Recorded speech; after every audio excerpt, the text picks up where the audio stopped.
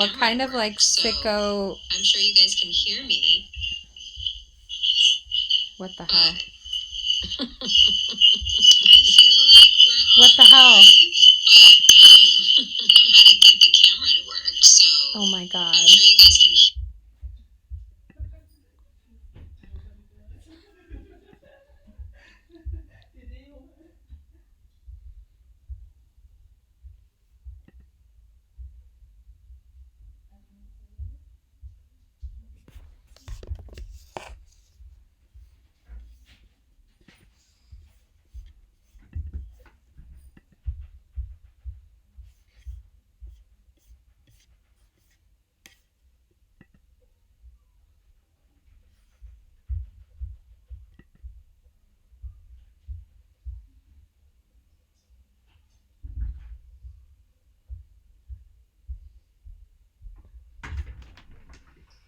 Okay, so we're on. Ready? We're streaming. Yes.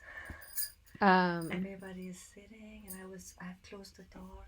Nobody's in the back. Okay, so we're just doing audio, which is probably better anyway. Okay. So you can just sit and read these here, Yeah. and then when people want to ask, they can just go to the top chat over here and ask. Okay. So the questions will come here. Mm-hmm. Okay. Okay, so we're on. We're streaming. Yes. I don't know why I'm Everybody's hearing sitting, myself. and I Can was they close hear you even though the computer is by me? I will stand Yeah, they can hear. by the reception. But they'll also let you know if anything is off. Okay. They'll be right here in the comments to let you know. So I will just. You can come here now. And Here you go. Yeah, I'm ready. So is there something out there for me to drink? Yes. Okay, I put it on the floor next to the red divan. Perfect. Thank you so much. One moment. Prøv at se om der er te i hendes kop. På gulvet der. Er der hældt op? Sørg for, at der lige er hældt op. Tjek lige, at der er hældt op. Nej, det er fint. Is there a mirror back here? Yes. Okay. There is here and there is in the toilet. Okay. Okay, so I feel like I'm gonna take my shoes off. I'll take them off when I get up. Okay. I'm gonna tell them that I'm so happy that you decided our clinic. YouTube can hear you. Okay. Hi, you two. We're just about to Yeah, go go in. for it. Go do. I'm ready. Okay. I'm ready. Yeah. And if anyone's rude, you can just press the little dots next to the name and block them. I'm not gonna see it anyway. Okay. Which dots here? When you scroll over their names, you'll see 3 dots, and when you click on the dots, there will be a way to report, remove. I just remove them. Yeah. Okay. Hide user. I whatever love you- removing.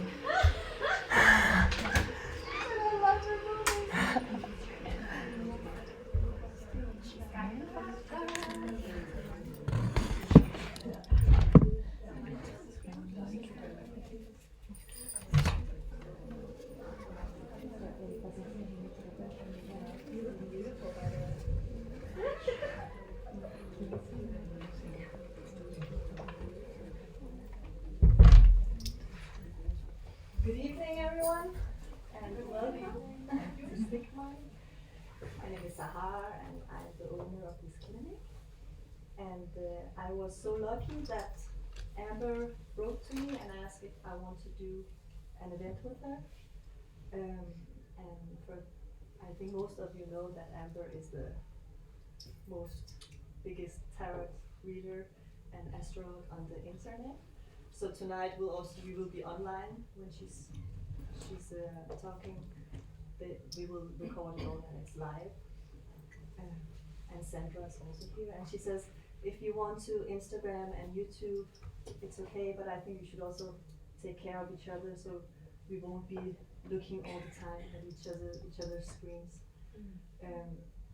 So welcome, and I'm really happy to introduce Amber Hahn to you.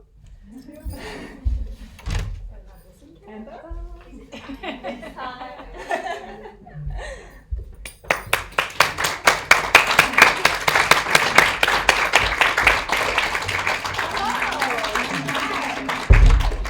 Okay, welcome.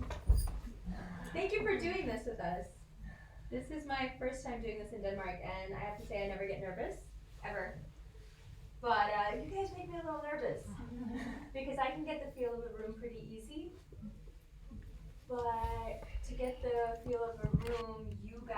me to know how you feel.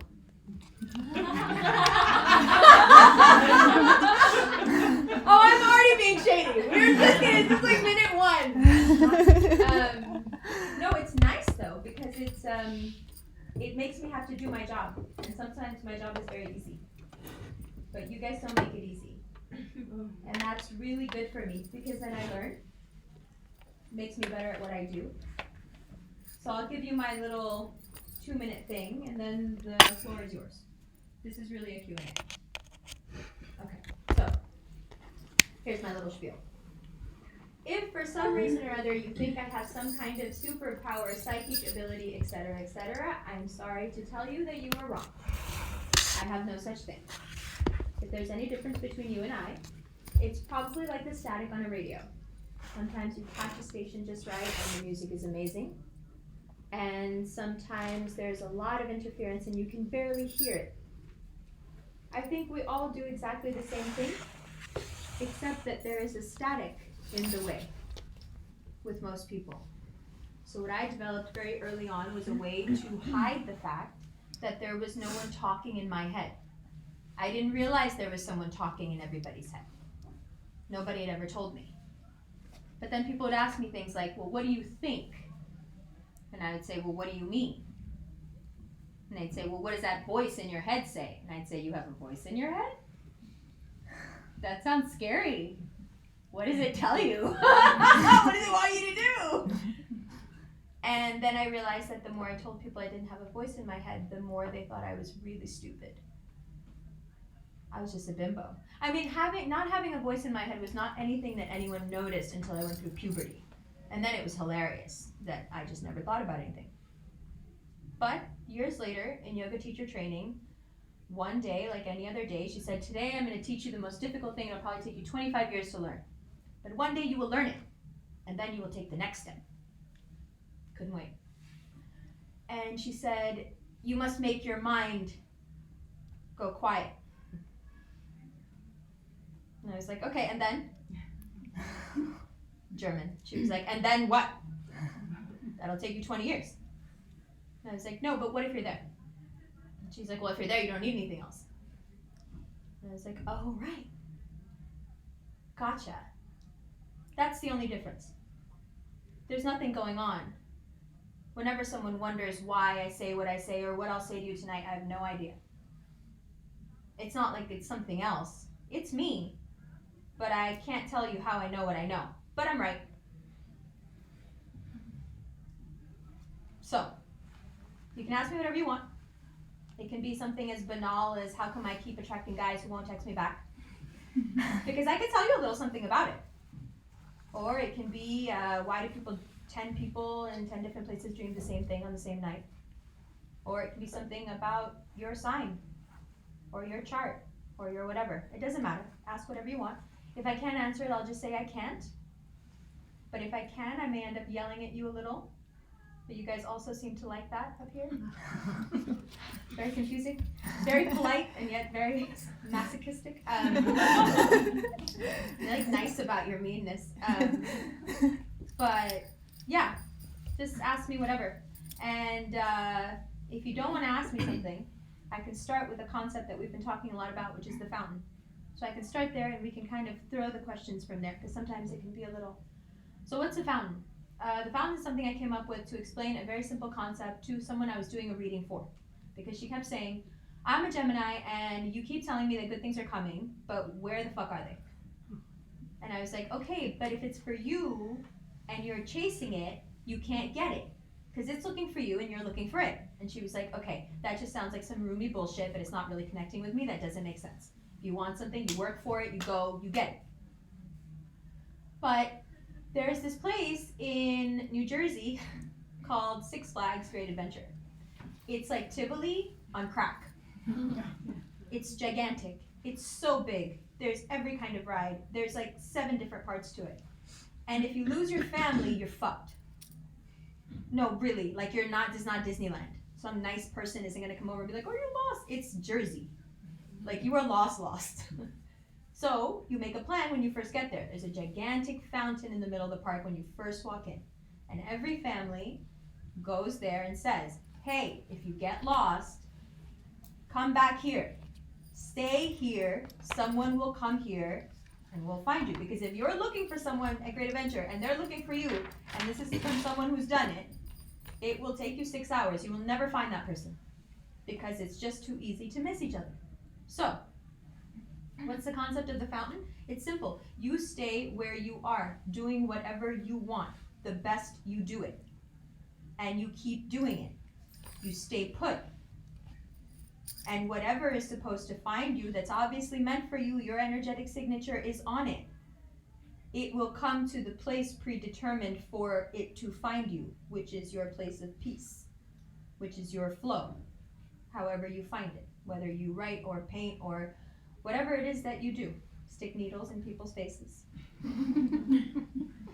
You know? But it will find you. Every single thing that is for you finds you when you stay in that space. And so for a lot of people, that's very difficult to grasp because we live in this action-oriented, goal-oriented society. Even in the East, that's become the case. And we were never really like that before, but we've adopted it from the West. Everyone thinks that things happen because you go get them. And nothing could be further from the truth. You've seen people all your life fall ass backwards into the best luck. Trust me, the more you know me and follow me, you'll see this happen in my life. I'm a fool. But I don't want anything. And when you don't want anything, you get anything you want. And that's not just me double speaking. What happens is, when you don't want anything, the things you actually do want are so easy to acquire, they're so pure, that they don't require anyone to give them to you. If all you really want is love, you could walk out of here tonight and have love for the rest of your life, for every single thing and person you see. If you don't want it back, it wouldn't be a problem. Do you see what I'm saying? If you get to the point where your intentionality is that you really don't want anything, anything you want is on tap. That's the fountain. And it's hard to stay there. And everyone ventures away because there's so many fun things that would love to take you. There are things that come looking for you at the fountain specifically to drag you away. Oh, Scorpios. Like as a sign, they're like, who's at the fountain? Like, who are we gonna drag by the hair away from their place of peace today? You know? And then we'll throw them back, throwing back lifeless bodies, like, sorry.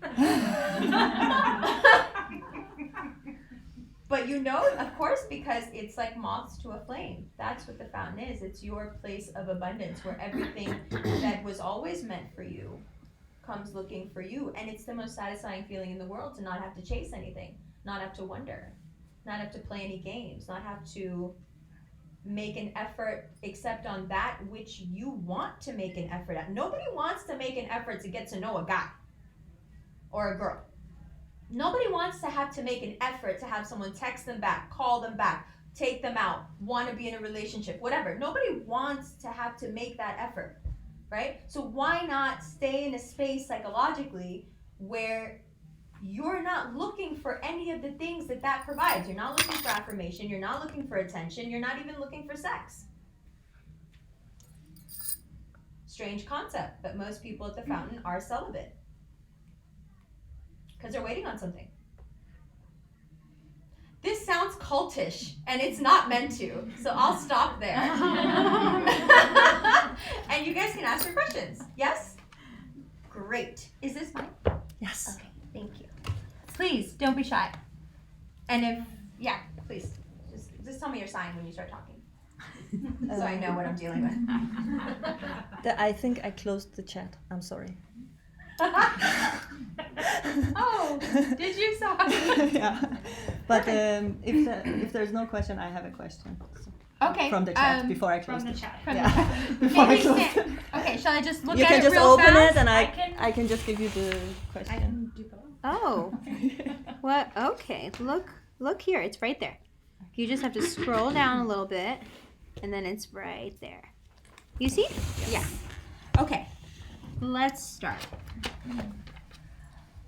Yeah. Hi. Hi, my name is Naya. Nice I'm to a meet you. Lego. Okay. I want to ask about my future work. Yeah. Can you tune into that? Can you? Well, like a psychic, you mean? Like, No. can I tell you what's gonna happen? I just lost my job for 2 months ago. Okay. Yeah. How do you feel? Very excited. It's good. Okay. I get paid for 6 months, so Mhm. everything is very good. Mm-hmm. I was under a lot of pressure Yeah. in several months because some heart problems. Yeah. But everything is fine now. Okay. So I'm getting ready to a new job. Okay. Mhm. Well, without knowing any of the specifics of your situation, I will say this. I started coming here in '96. Things were a lot different, but very much the same. Some things haven't changed at all. And what I run into again and again are very nice women with very big hearts, usually healers by nature, who have worked themselves into an emotional corner and they are completely spent. I have a neighbor who worked at a hospice for a long time. She can't do anything. Like, she literally can't have a job. She's like crumpled inside.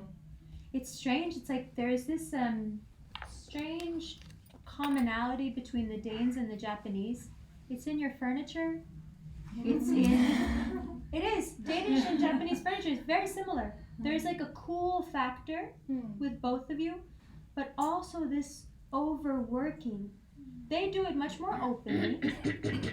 You are much more reserved, but you work too hard. You know? And then you have the added thing of you don't want to show that you work too hard. At least in Japan, if you work too hard, it's a sign of pride. You can show it. You can fall asleep in the train station and people say, whoa, what a man. He worked so hard, he fell asleep on the steps. Can you imagine if motherfuckers started falling asleep on the steps and Denmark? People would be like, oh my god, this is a crisis. You guys want to work yourselves to the bone, but you don't want to show it. You don't want to actually outwardly be proud of anything, which really scares me. No, because I come from such a prideful culture. Oh my god, we're so proud. So like the insistence, even when something is good, even when something is great, to play it down and have to do it is like, because Virgos are amazing because you guys want to do the good thing, but like, again, Beyonce's a Virgo. She wants to do the good thing, but she wants to do it. Like, you know, you have that thing. You want to be able to express yourselves in a way that, honestly, here, very few of you can. You're not allowed. It's really, let me put it this way. A lot of you get drunk and hold my hand and cry in bars. You don't say anything, but it's a lot of like, you know, and I'm like, yeah, I get it. Like, I get it, because it's all right here. You're very passionate people, but there's just like this. And I can only imagine that that's what work was too. Because what you're doing in one part of your life, you're doing in every part of your life. You get that, right? How you do one thing is how you do everything. That's why people judge you on your hair and your clothes and stuff. They're not really judging you on your hair and your clothes. They're judging you on how you do a thing. Because it's indicative of everything else. Right? So even if I had no ability whatsoever, I could tell just from looking at you that you like a look. Like, you know how to, right? So there's a certain part of you that needed more than just work myself to the bone. Yes. Needs affirmation, needs attention, needs like to be like, whoa, you're doing an amazing, you don't have that. On a cultural level, you don't have that. And it's so hurtful because like a pat on the back, like, I don't know if you guys know this, but it's really nice. Like, our whole culture does it in America. You could do the dumbest thing and America's like, yes! You fucking did it, bro! And we're like, yeah, I did it! Like, I get my nails done! And girls are like, oh my god, forget it! Like anything. Like, we love hyping each other. We love it. And it just feels so good. Like, I don't know if it's healthy, but it feels great. It really does. Like, I know, like, okay, the thing that Danes always tell me, they're like, you guys cry a lot. Like, Americans cry a lot. But, like, it's because we're happy. We're emotional. You know, we're allowed to be sad because most of the time we're pretty happy. So when we're sad, we're like, we're sad. Like, this is not okay. You guys are so fucking used to being sad that you tell consensus people that y'all are the happiest people alive. People are like, is it really? Like, I understand that you go there a lot. Like, are those things real? And I'm like, no, but it's relative, right? So like here, everything is like, if things go a little good or a little bad, it's like, hey, didn't get worse. You know? And then if something too bad happens, you go, damn. Well, most of the time it's going to be like this. So it's going to be all right. And this is like a beautiful Danish thing. You know, there's like a resilience, like, we'll be okay. In America, it's like fucking the movies. Like, every day is fucking amazing, right? Like, woo, I got my coffee, I went out. Like every day is like, and then if something happens, it's like, oh, no, my perfect day was ruined by this bitch at the coffee shop. And we have these moments all through the day where we're exhibiting our emotions, we're feeling things, we're connecting with people, we're fighting with them, we're loving them, we're attracted to them, but we're allowed to connect. That's why all these funny Instagram moments, all this viral shit, it's from America. There's weird people connecting in weird situations, doing the weirdest shit, because we're allowed, right?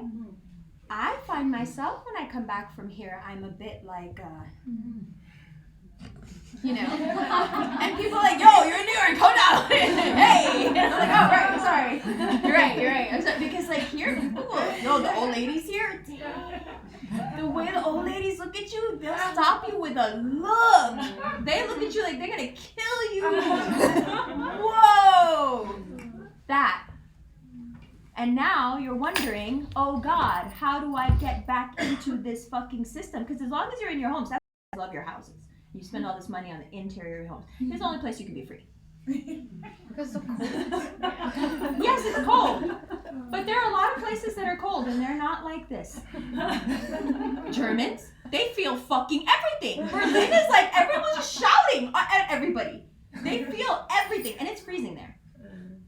It's not that. You guys have like an inner life and an outer life. That's why you guys are so kinky sexually. Again, like the Japanese. It's the repression shit. If you repress something, listen, I'm just going through this right now. Keep on sitting very close to home. But it just makes you, you know, and so now you're thinking, oh, well, you know, I've had some time off. I've been allowed to be myself. And now I'm going to have to slip back into this machine that I know is going to crush me. That's what it does to all of you. Not because the work is hard. It's everything else. The amount of pressure on you guys to physically look perfect is fucking insane. I don't know how you deal with it. It's really a lot. Like, wow. And it's subtle. Because no one's going to be like, wow, you look terrible. But like, they'll be like, wow, you look tired. That's like a Dane's way of being like, you look like shit today. Oh my God. And you say it right to each other's fucking faces. Wow, did you sleep at all? Holy shit, I'm just not wearing concealer. Fuck. So you're going to have to go back into all of that. And you know it. Yes. And you're like, how do I do this and keep what I found, which is you found yourself again. Yes, I did. Right? Yes. Which is so exciting. And now you have to reconcile that with being in this thing. But maybe there's a different way. Maybe there's a way. Are you okay? Oh, yeah, she was just gonna do. Maybe there's a way for you to keep being you and still be in the system. Because someone's got to do it. You guys can't just keep going like this. It's like 2019. Like, I understand, though, because most people don't get why you guys are the way you are. But when you tell them about forced lobotomies, forced sterilization, these are all things that happen in this country. And they happened in the 50s, the 60s. Like, this is recent. this is a culture that was frightened into behaving itself. If a girl was fucking too many dudes, they sterilized her. There are people out in Jewish land where I live that are still alive that got sterilized by the state. And they'll tell you. Yes, they'll tell you where they were taken and how they were kept and how their tubes were cut. And all these different young women from all over the country would go to places like this and they would be sterilized if that town's church and people thought that girl was too fast. That sounds insane, but that's what the fuck was going on here, like, not very long ago. And parents had to go to great lengths to get kids to not say a fucking thing in school and not act out at all, because it was very much a reality that you could get your kid lobotomized. They would just take them. That is scary as shit. That's some Hunger Games shit. That's what you socially are a product of. That's why y'all behave. Because you come from parents who come from parents who come from parents who had to deal with something that horrific. So they put it into you. You must behave. But you know what? You can't. You can't. Yeah, it's in you. Yeah, it's terrifying. But this person that you found, you have to be this person anyway. Yo, the town I live in, everybody fucking hated me, right? Because I'm playing like dancehall music at 8 a.m. I drive too fast. I don't look where I'm going. All this shit, right? But now, the same women at the bakery that hated me, they have my cappuccino ready before I get there. Because I turned them into New York. I turned them into what I am. In New York, everybody has a deli. Everybody goes to that deli every morning and gets the same fucking thing. That's our thing. And the people at our deli, they know us. If we don't come by one day, they ask somebody about us and say, hey, where's so-and-so? It's our community. I can't live somewhere and not have that. Those women fucking hated me. They're like farmer women. Out in the middle of fucking 5 hours from here. They hated my guts. And now they're like, store cappuccino. I'm like, yeah, bitch. You fucking know what time it is? They didn't like it at first, but now they joke around with me. They talk to me about my nails. People here really want to connect. They want to be who they really are. They're afraid. But how are y'all going to stop being afraid if you don't connect? It's your job to now get back into this and not lose yourself. And still be who you are. Because listen, you're strong enough to. If you're scared, that's one thing. But come on, if you're scared of this, like what else? Like this social fear, if you're afraid of other people, what are you not going to be afraid of? That's like the craziest thing in the world to me. If you're afraid of other people, you're going to be afraid all the time. Everywhere you go, there's people. And why exactly? Because they think some weird shit about you. That's the thing here. Everyone's like, I don't want anyone to think. People think the worst things about you anyway. Even when you're doing everything right. Still looking at you like, look at this bitch. With her fucking shoes. People just be like mean for no fucking reason. Like, for that, you're going to compromise your happiness and what you have and what you've learned and what you've come to in yourself for that? For some bitch who's not going to like you because your fucking haircut? Which, by the way, I love. It's very modern. You know, right? Stay there. Stay in that defiant space. And when someone, and they will inevitably be like, what happened? What's wrong with you? Whatever. Fuck you. Like, I don't owe you a fucking explanation for how I am or what I'm doing. Mind your fucking business, because that's the other thing I learned about this place, London, Stockholm. People will be a little like, but if you get in someone's face and you're like, mind your fucking business, they will back down. They're not going to argue with you, because they know they're wrong too. They know they shouldn't be judging you. Bitch, why are you looking at me? Right. What the fuck are you doing? Are you bugging? Like, you will get punched in the fucking face. That. You don't have to punch anyway. It's your energy. That. Like, stay out of my energy. Don't even look at me like that. That's why New Yorkers are like that. What the fuck are you looking at? That's my way of being, are you fucking judging me? Because you better fucking not. That. Good. Next. Please don't make me look like I have a double chin, Sandy. I hate you.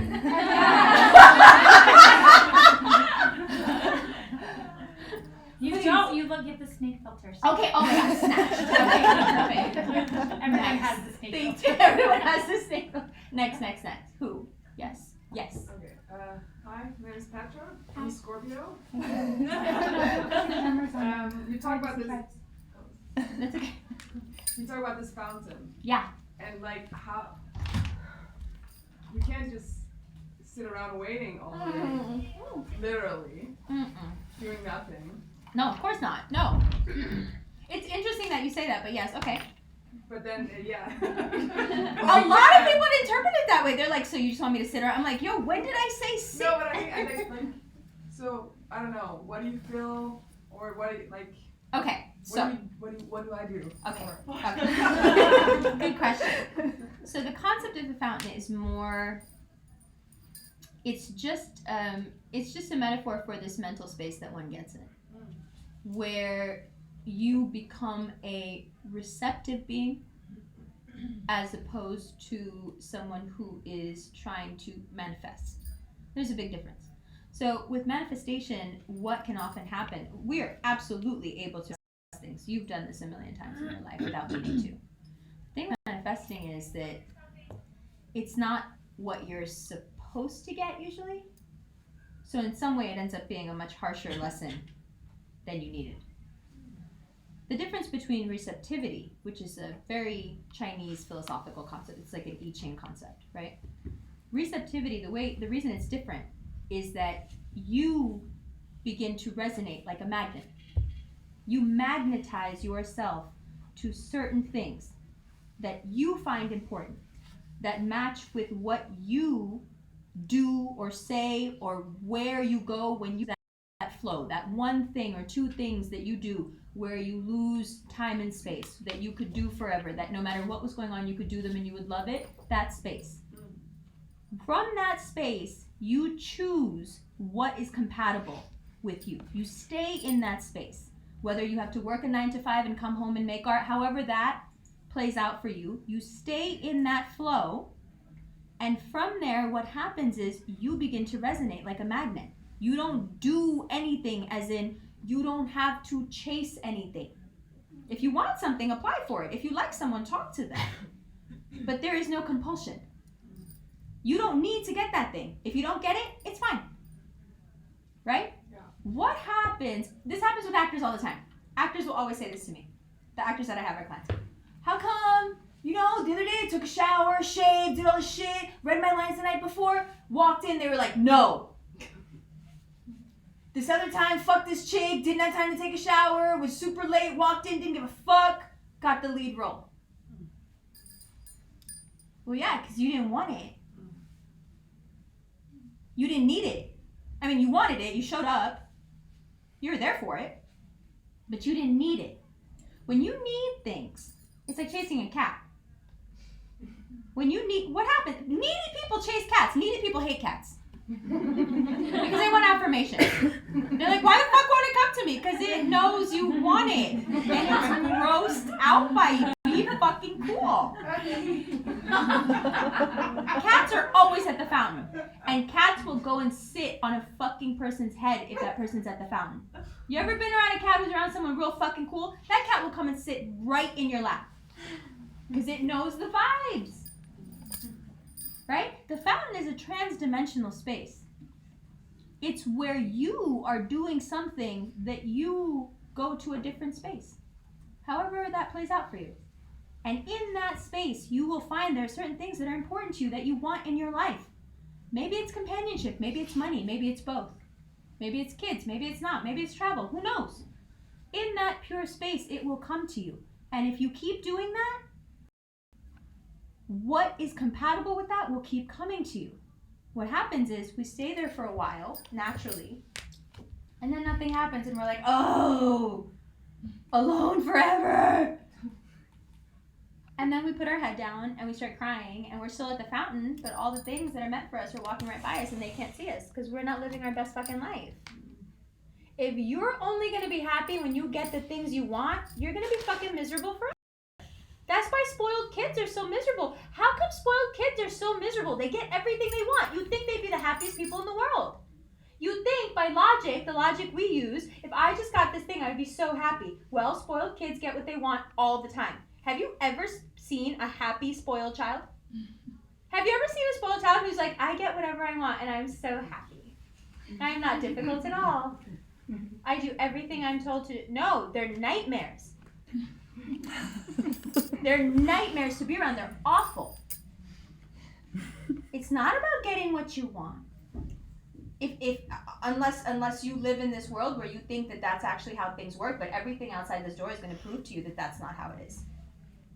So if it's not about getting what you want, what's it about? It's about staying still long enough up here to have the things that are meant only for you, that can only come to you. They're looking for you actively. And if you sit the fuck still in your place of bliss, they will find you almost immediately.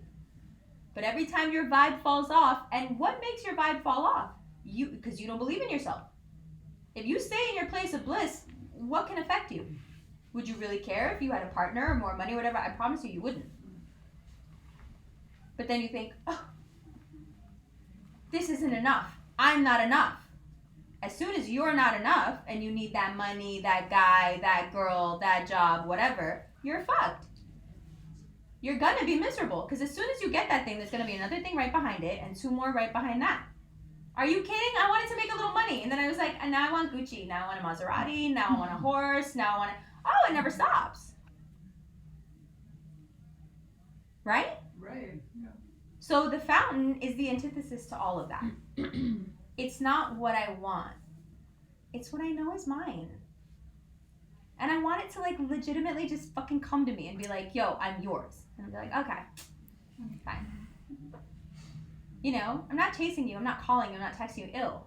I don't want to know if you like me or not ill. I'm not doing any of this shit. I'm just going to be so dope at whatever I do that you can't help but like come over here and be like, hey, you know? And that's the only, like I told someone a couple of months ago, she was like, tell me the secret. Like to guys, like guys just be falling in love with you left and right. Tell me the fucking secret. I don't entertain guys or even talk to them unless they're in love with me. How do you know they're in love with you? You can just tell by looking at them. They're so stupid. Like you can see it in their faces. You know when they get all like, oh hi, what the fuck, and they start mumbling and shit. You know, like the shit that guys do. Like I don't want to go anywhere with you. I don't want like unless you're like already there.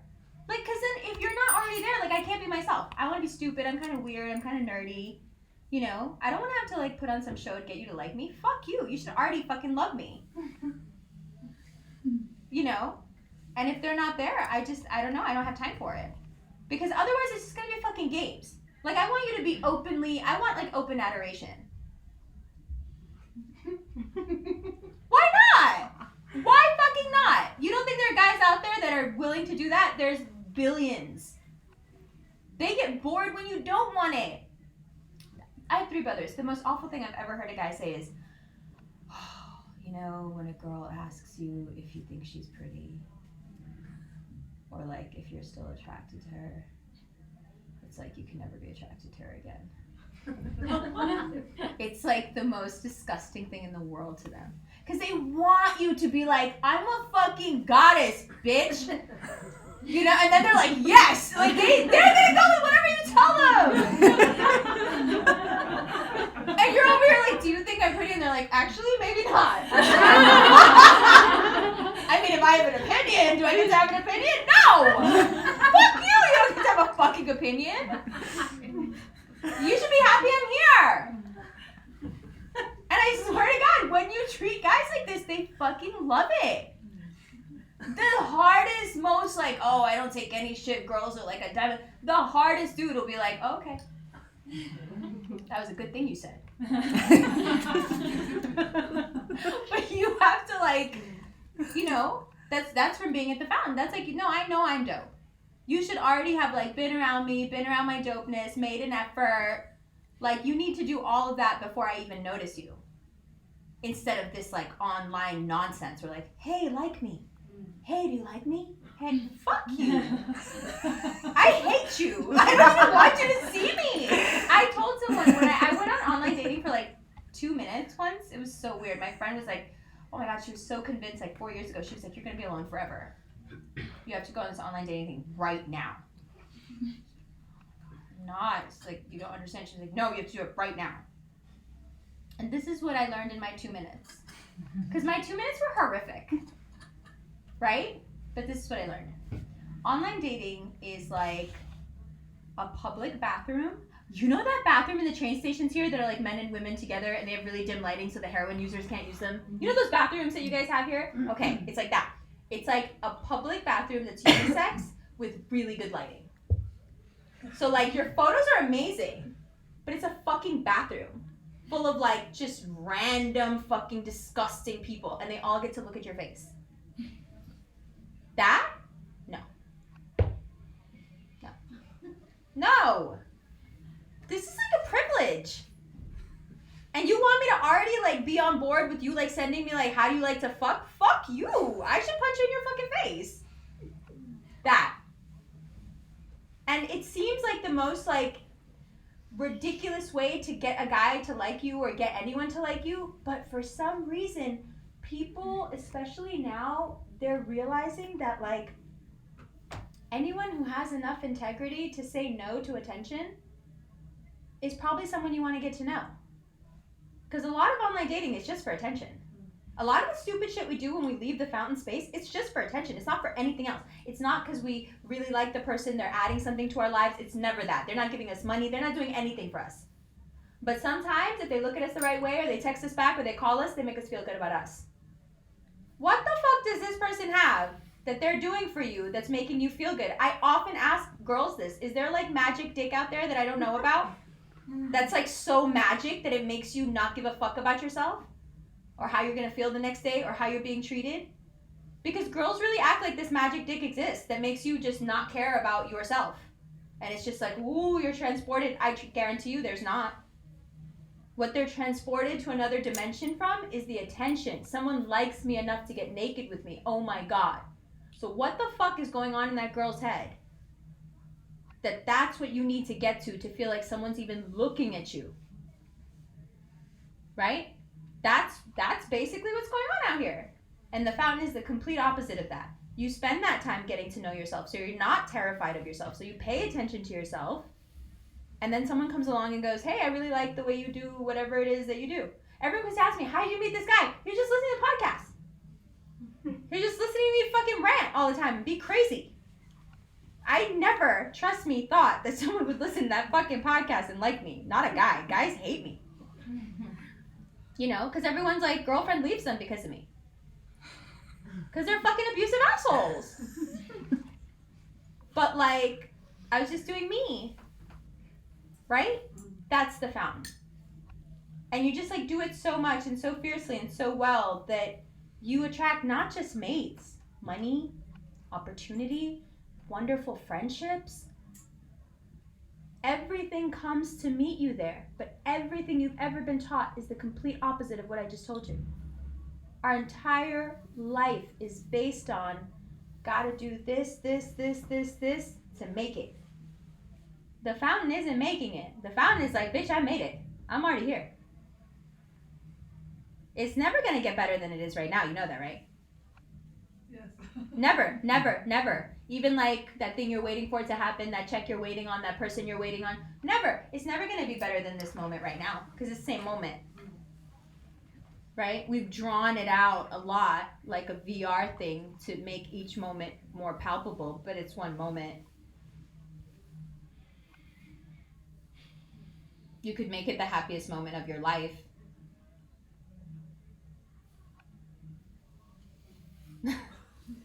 You could. It could be, if you wanted it to be. There is no prerequisite to this being the happiest moment of your life. And if you got into a habit of doing that, anything that would make you happy would come stick to you like a fucking magnet. Because you've already decided this is the happiest you're ever going to be. That's how this simulation works. It's waiting for you to give it direction. If you give it no direction, it just keeps teaching you lesson after lesson after lesson because you're not learning. The fountain is a way to beat the system. I don't like hamster wheels. You know, I like to solve problems. I don't like to be stuck in them. The fountain is a way of saying, okay, I don't want to play. great simulation, pretty, nice, fun. I don't like it. Right? That's what Hinduism is trying to tell you all the time. Maya, Maya, Maya. It's an illusion. Look through it. Look past it. Don't need it. What happens when you don't need it? It just comes and sits at your feet. Good.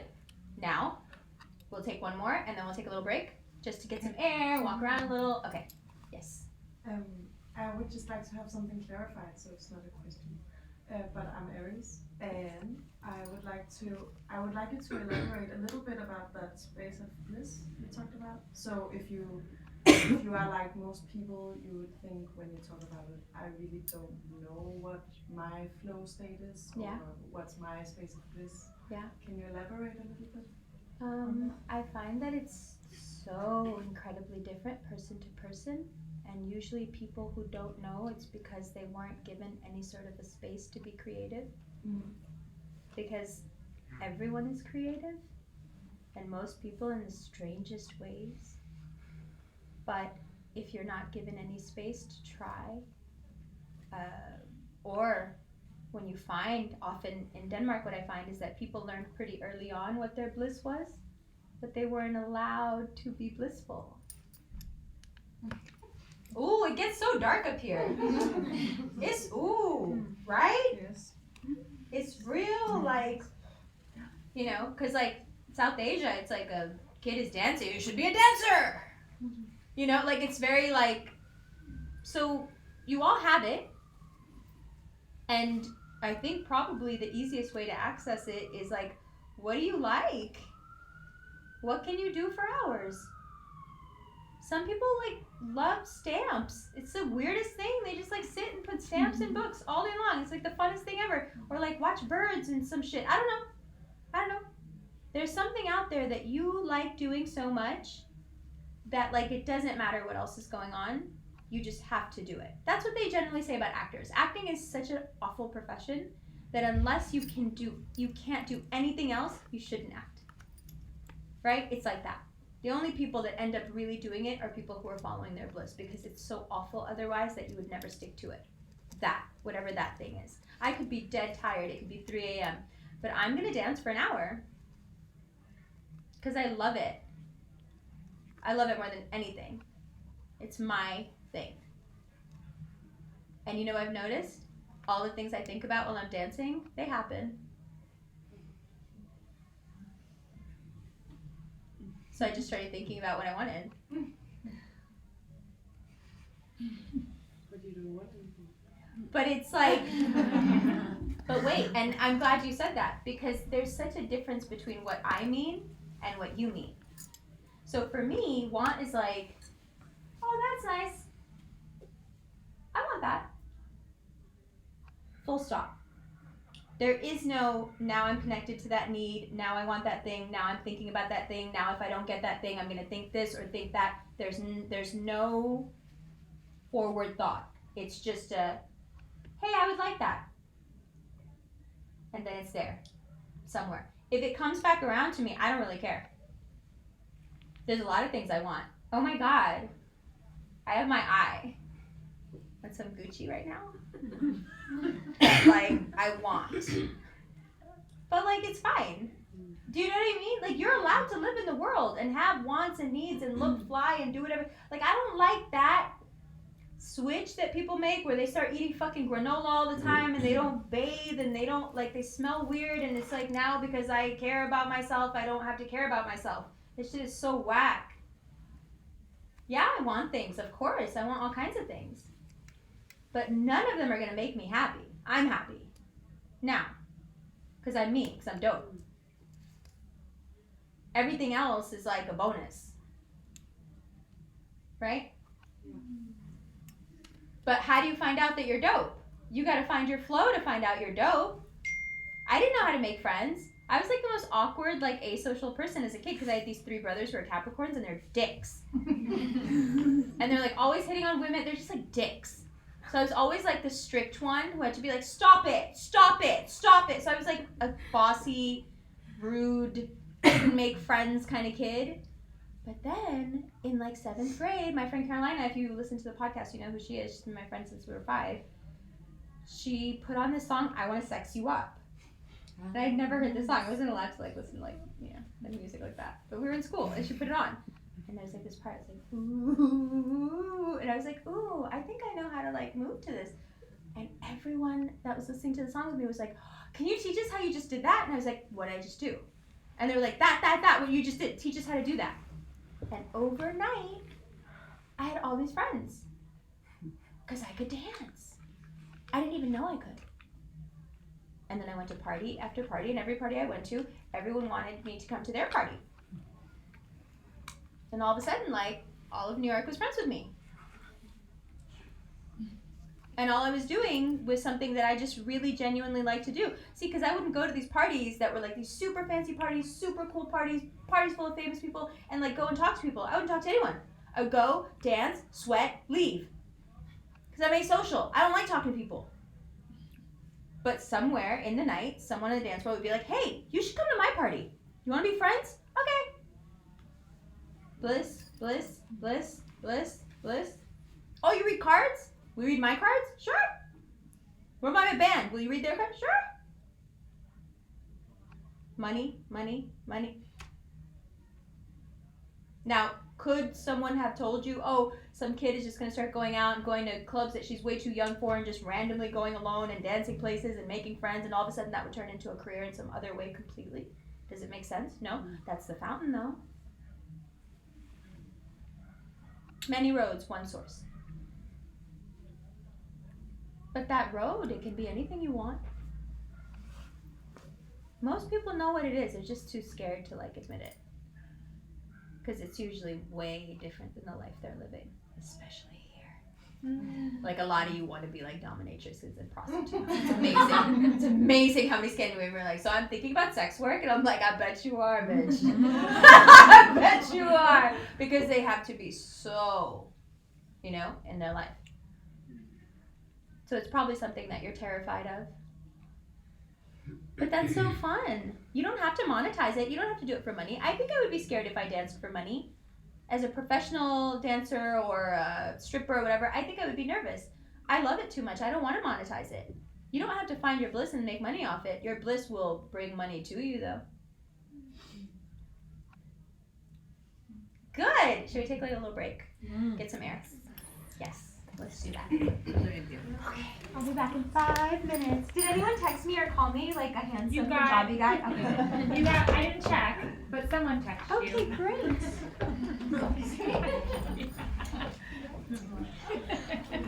The connection, I want to check the Wi-Fi.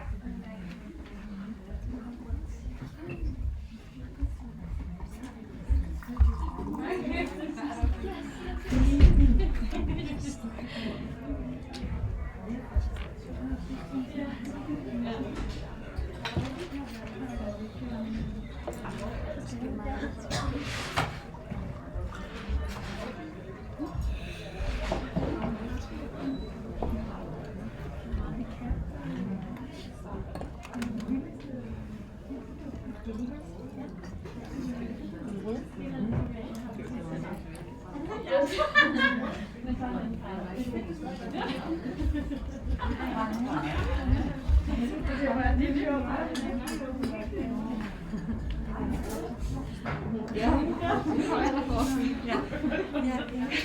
vil gerne spørge om, hvordan jeg får.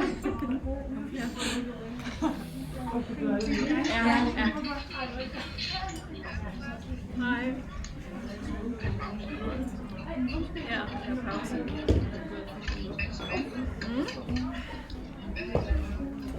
Tja, vi er kommet så langt nu, der er lige hurtig pause. Jamen,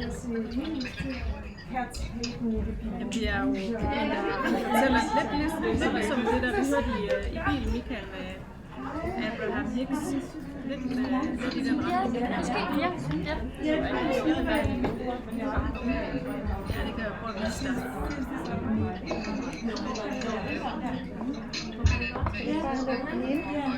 Nej. Med stjernen. Den evige dig. Jeg tror ikke, det kan godt ske. Hej, det er godt derhjemme. Hvad siger du? Men så tror jeg, at du har lavet det der med... Nå. Det så jeg lige så hurtigt med. Jeg har lige været med i butikken og tjekket det ud. Det lyder lækkert. Ja. Men det er ikke dig, der har det. Nej. Det ser så fint ud. Det ser rigtig godt. Har du fundet din alligevel? Og ved du hvad, det er sjovt, hun sagde, for sidste uge. Min søster blev ved dating, og han bliver ved med sit kommentarer. Ja. Ja, god idé. Ej, det er egentlig fedt. Han vil med sit kommentarer. Hun lavede det sådan hele tiden. Lige meget, altså. Rigtig flot. Så vi ses, Michael. Jeg skriver bare. Okay. Hej Monique. Vi ses i morgen.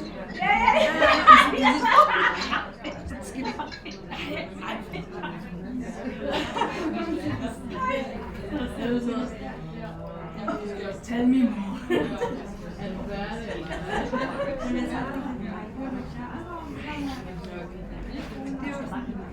Det er jo bare flapper, det der var pis med. Det er jo bare meget fint. Ja. Jeg glemmer, hvor meget. Ja. Pifter og det er så let.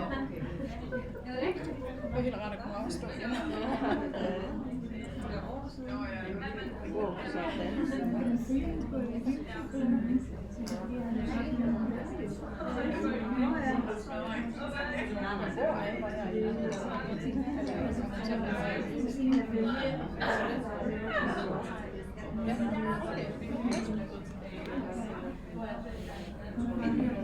Så der er bare her. Ja, det tror jeg. Ja, det er vildt.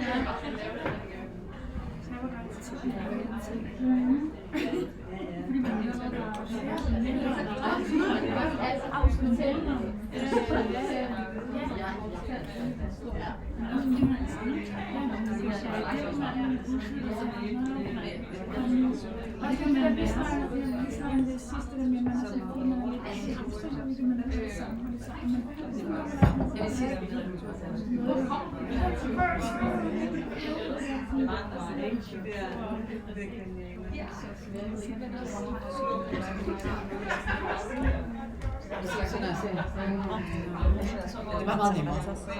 Jeg har ikke sige Shakira. Nej. Men okay, så har jeg noget. Så tror jeg... Ja. Det tror jeg er meget spændende. Det vil jeg også gerne høre. Okay. Ja. Bare det samme til os. Nej, er det vores? Ja. Nej, ja. Hvor der var der mere til. Ja, det vil jeg faktisk også gerne have nu. Nej.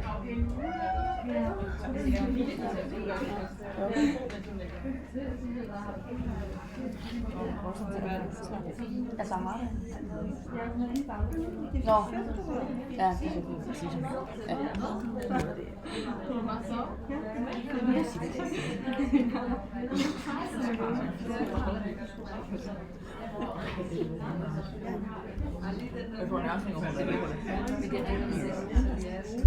Jeg vil bare gerne sige sådan, jeg var rolig sådan. Jeg er helt ligeglad med, altså jeg er helt åben over for det. Ja. Jeg spiller lige på en gammel kollega. Nej, en gammel klasse, som var på gymnasiet. Da jeg var til forældremøde. Hendes datter også er i dagpleje. Jeg var sådan, bare se på hende, jeg sad selv. Jeg var sådan, ja, lang historie. Okay, man kan jo ikke også forklare på det, men jeg tænker, at der ikke er nogen, der jo, nu kan jeg nok sige noget. Ja, jeg havde lige brug for en.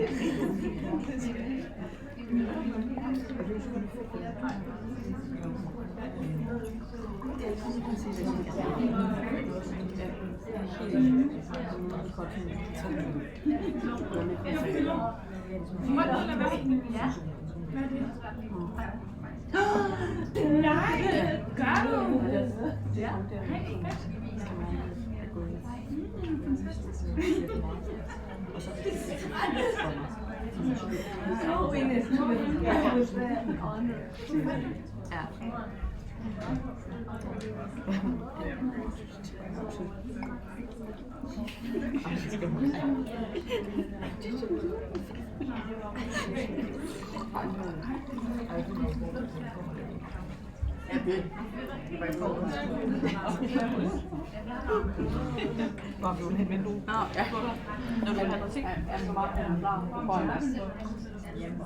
Var vanvittigt god med det. Er den god? Ja, vanvittigt. Vil du også have op til mig? Ja, selvfølgelig. Hvad har du? Nå.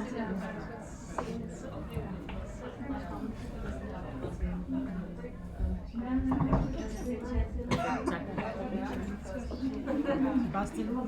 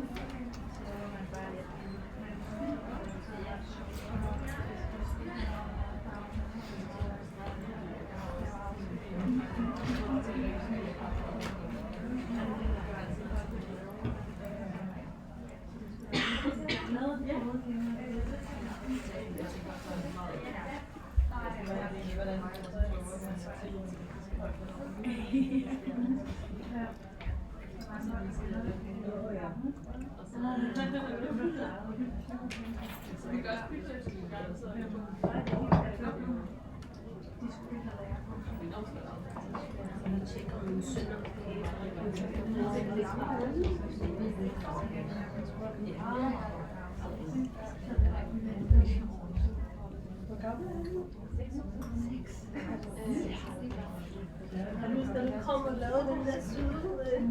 Den syde?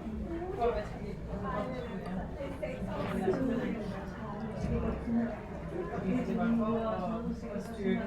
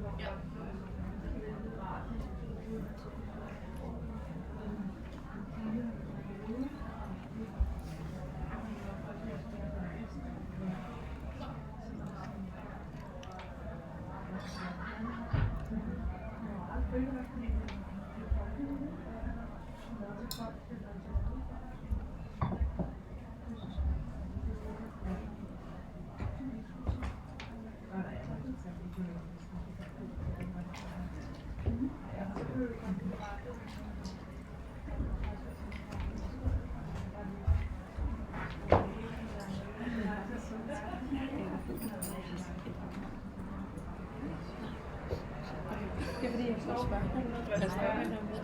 Eller, så det var bare mere, du ikke overrasket over, at jeg har en pronavn. Så stiller mig. Ja, okay. Ja. Ja. Ja. Ja, nå, det er rigtigt. Ja, så tænkte jeg, ja, så har jeg så glemt det. Ja, det er så fint. Det er bare med, at du ikke til information det. Ja, okay. Jeg har lige taget det sidste ting. Ja, okay. Jamen, vi fyrer noget nyt ud. Okay, tak.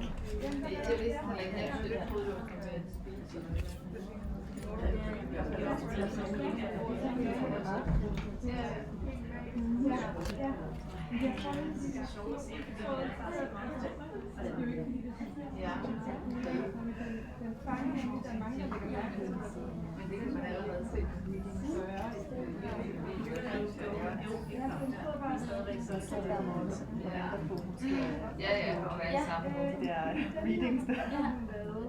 Hun svarer altid på det. Det er bare helt af min hårdsko. Jeg tænkte også, jeg hørte det første gang i september. Jeg tænkte, hold da op, snakker du til mig? Har du fundet mig?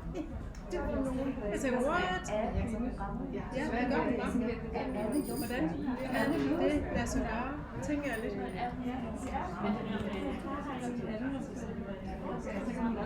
Altså, hun har det hele. Altså, hun har en podcast, som hedder Revolution Ramblings, hvor hun bare speak-talker. Den har jeg ikke set. Altså, nogle gange løber hun mega meget lort. Nogle gange, lige pludselig så kommer der bare sådan nogle ting, hun bare siger, hvor man tænker, yes! Og så har hun det der på YouTube, hvor hun uploader alle tegn i starten af hver måned. Og det er jo det, jeg tænkte, der var interessant. Men det er astrologi blandet med Tabot. Der får man sådan 50 views på hver video. Ja.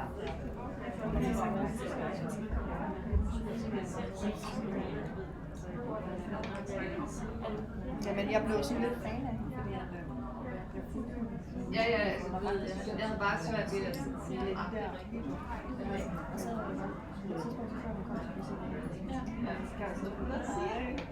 Det svarede mig. Og så kom han og jeg var så sådan her. Også fordi på de der YouTube, så kan man godt være lidt bitch. Jeg har sådan lidt old. Men jeg kan bare ikke sige, at det kunne være værre hos os. Jeg synes, at der er enormt mange fundamentalister. Hun tager jo meget, det kan være. Hvor meget ser du? Ja. Jamen, er det ikke klart, vi er alene med? Eller er det ikke? Ja, jeg tror, man kan gå ind, sådan som jeg har vist det, når man kommer til at se det, så kommer man til at se det. Jamen, det er jo også det, jeg har læst og forstået fra beskrivelsen. Så hun er sådan en... Det er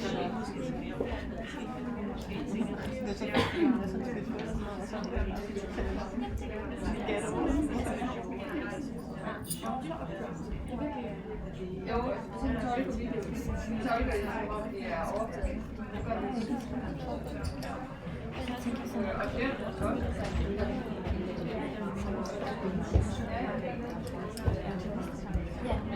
Jeg har og jeg bliver altid glad, hvis det går snart.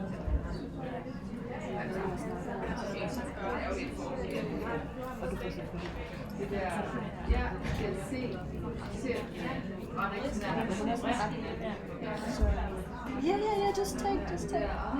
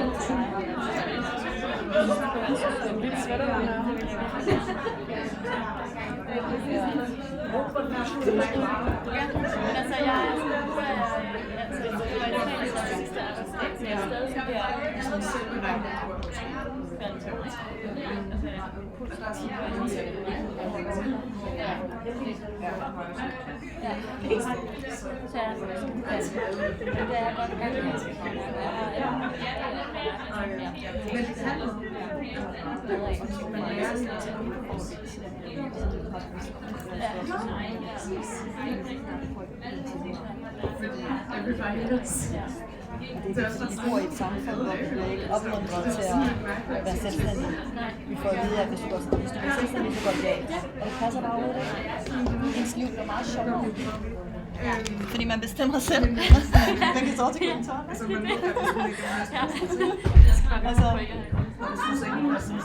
nej, det skal du ikke.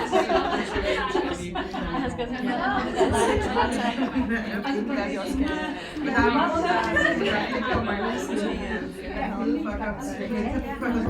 Og så har de noget med sådan noget, hvor man ligesom Det er okay, at man bliver er lidt noget spil. Ja, det er bare til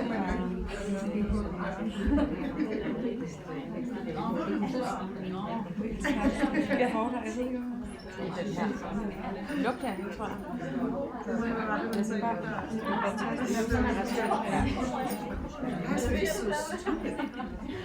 It's just so stupid. They just wouldn't notice that you know that you're figure out. Ja, det er også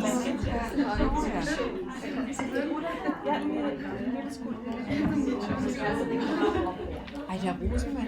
Det er også.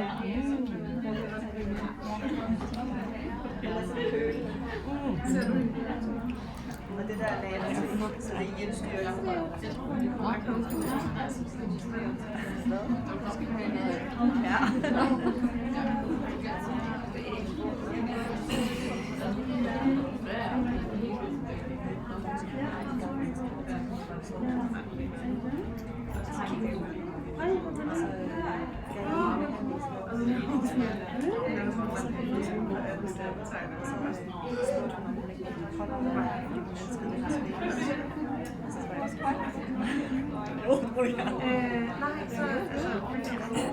hvis jeg ved, så ser jeg mig, hvordan Harrys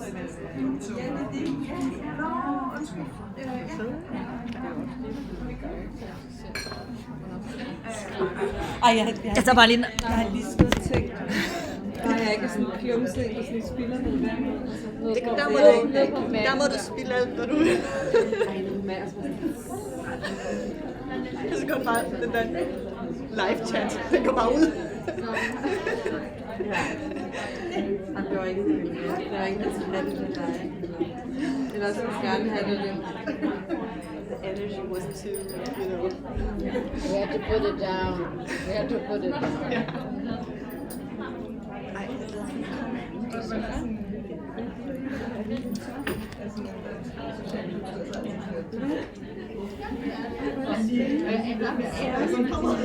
Hvad er det, det er? Jeg tror, det kommer. Ja, for eksempel. Ja, det er faktisk så positivt.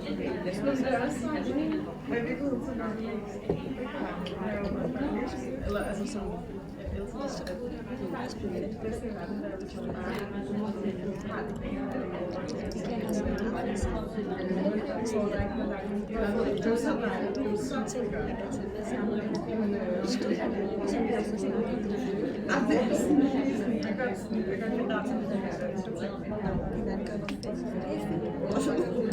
Så vi hele tiden kan få hinanden til at gå i den retning. Vi går jo alle sammen i den retning, så vi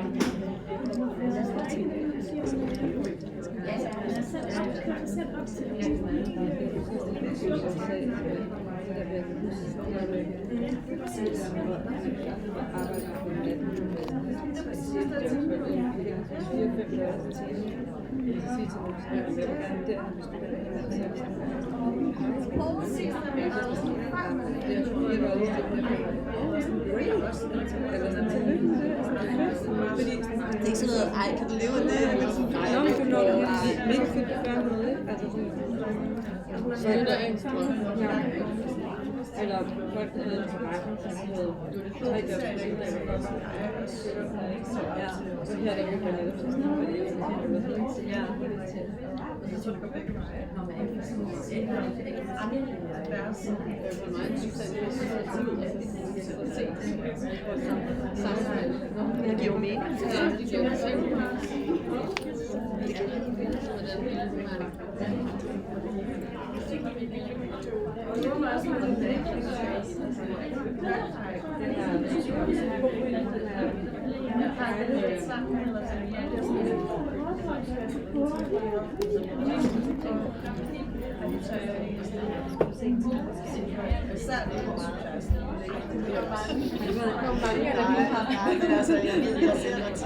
Jeg tænker, at de klodskab må være helt vildt.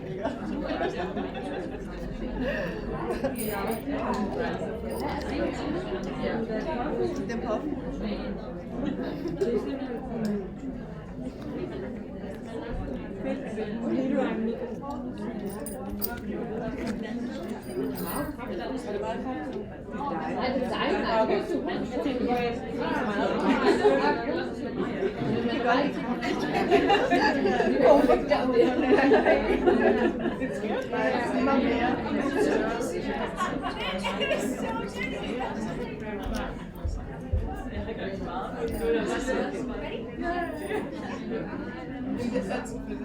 Men jeg tror, det er sådan en ændring, der er sat til den.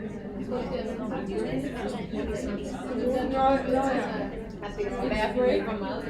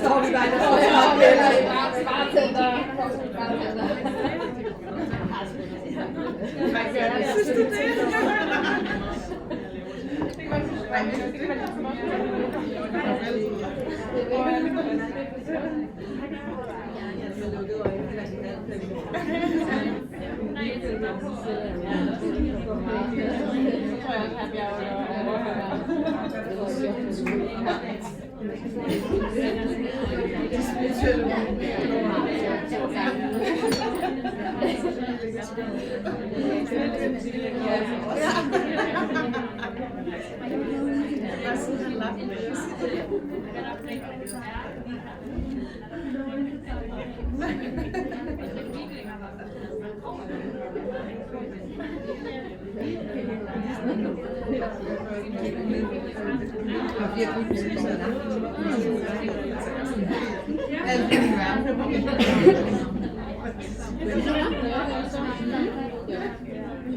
du kendt hende længe, altså på den måde? Har du spurgt hende længe?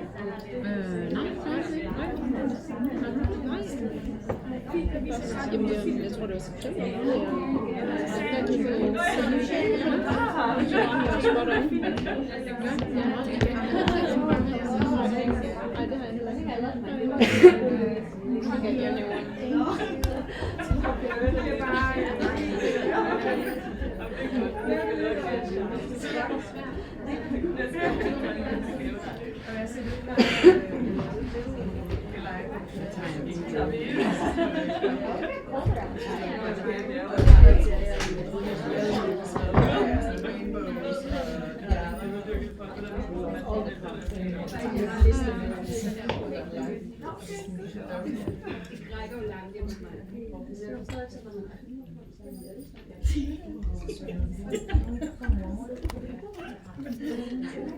Alright, so we're back. Everyone is noticing that you guys were so quiet when you came in, and now you're all comfortable. And what I said was, Danes are slow to warm up, which I actually really like about you as a culture, because there's a lot less bullshit to it. If you don't like someone, it's pretty obvious. Good. So, let's continue. Yes. I'm Aries rising, Taurus moon. And I'm afraid of my daughter-in-law. Wow. Yes. Your Okay. daughter-in-law? Yes. Okay. Okay. How old is your son? My son is 33, she's 36. Okay. And they have a child that is 1.5-year-old, and I'm totally in love with him. And I'm so super lucky that she actually very much want me to look after him. Okay. So I come now and day 2 full days, take care of him when they are on work, Okay. and then I'm actually here now because I'm from Aarhus. Okay. So I do things usually in the evening, like I go here, Yeah. and then they're home, and I'm mostly with the boy. Okay. But well, my son only got to know her 2-3 years ago, and he went very fast with having a child, moving in together, Mm-hmm. and she was really like that. Yeah. From the beginning. Yeah. She's very controlled. She's from the northern of Jutland. Okay. And I'm very. I live up there, so I know what that is. I'm more outgoing and kind of crazy, spiritual. Yeah. And I actually almost felt she turned my son against me.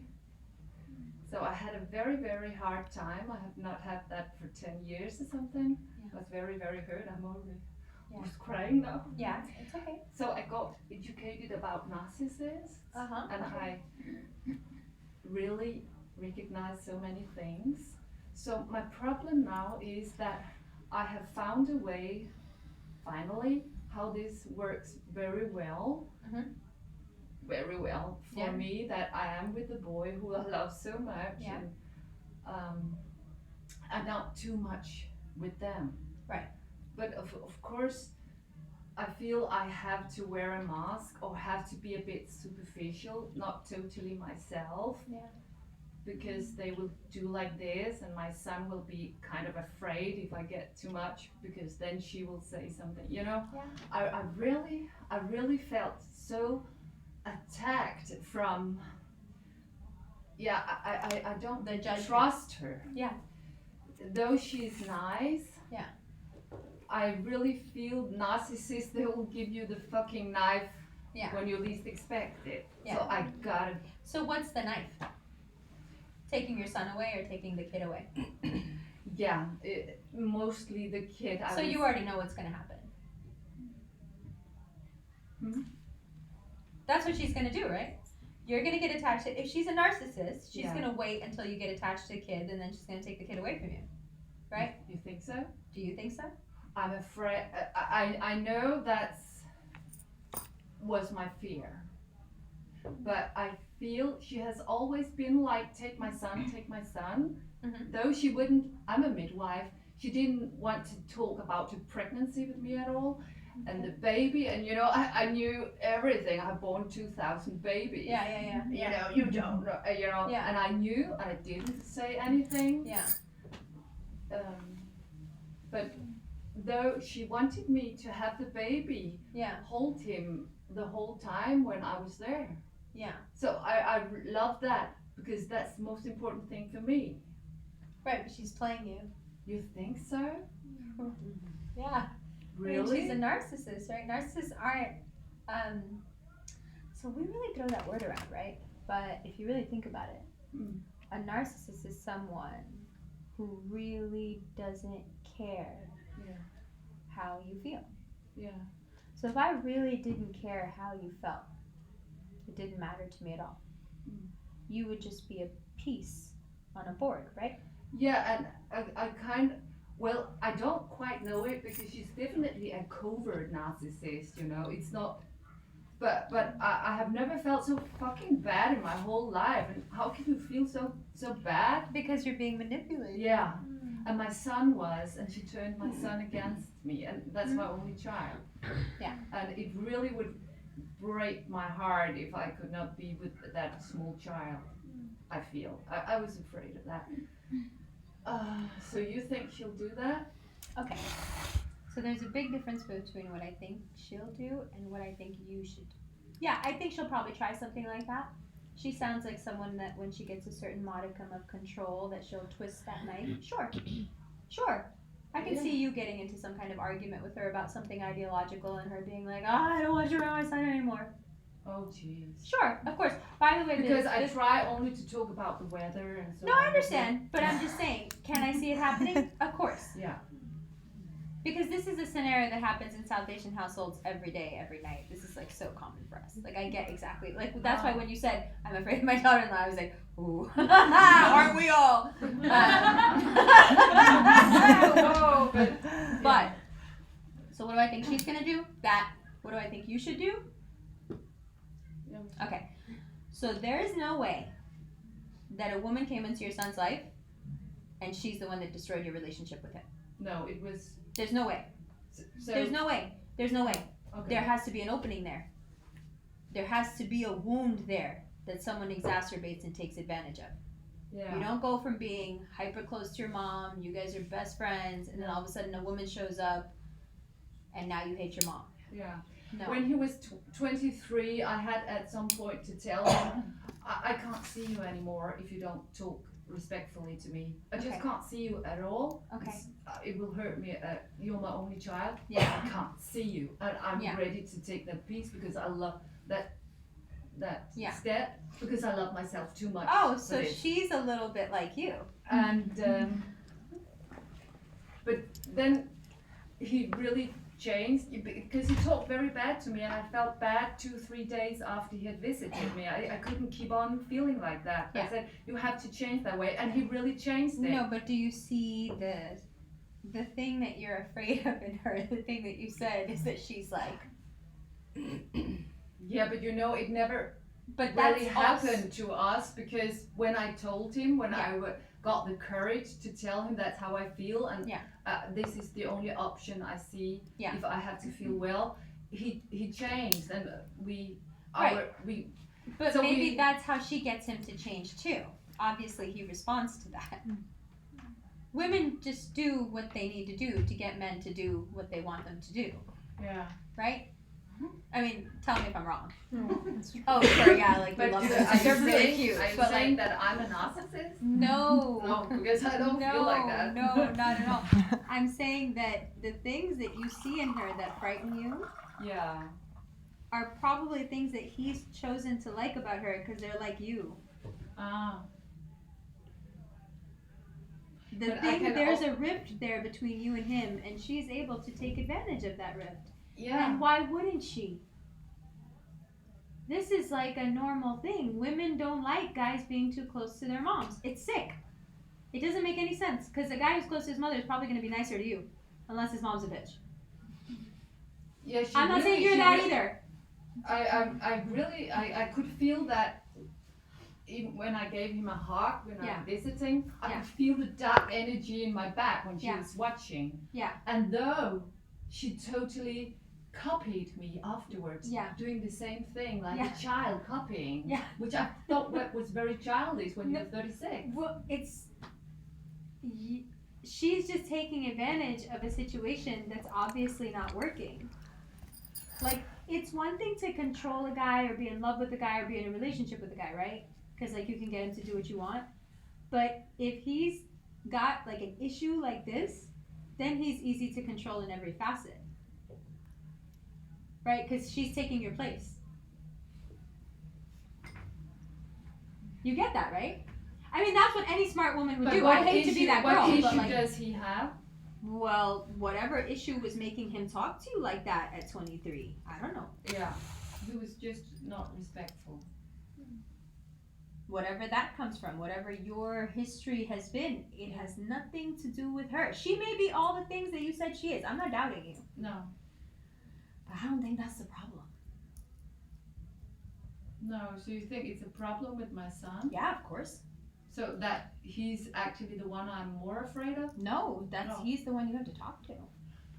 I really tried. I visited him to the northern Norway and, on an island, and we talked and we had a good time and we were meditating, and we can really do things like that. Yeah. And it has just disappeared. Yeah. It didn't help. And the scary thing was that for the first time I noticed that he didn't care if I cried, if I was very, very sad. He usually had the empathy to care, and he turned like. But parents have like an interesting way of forgetting the shit that they do.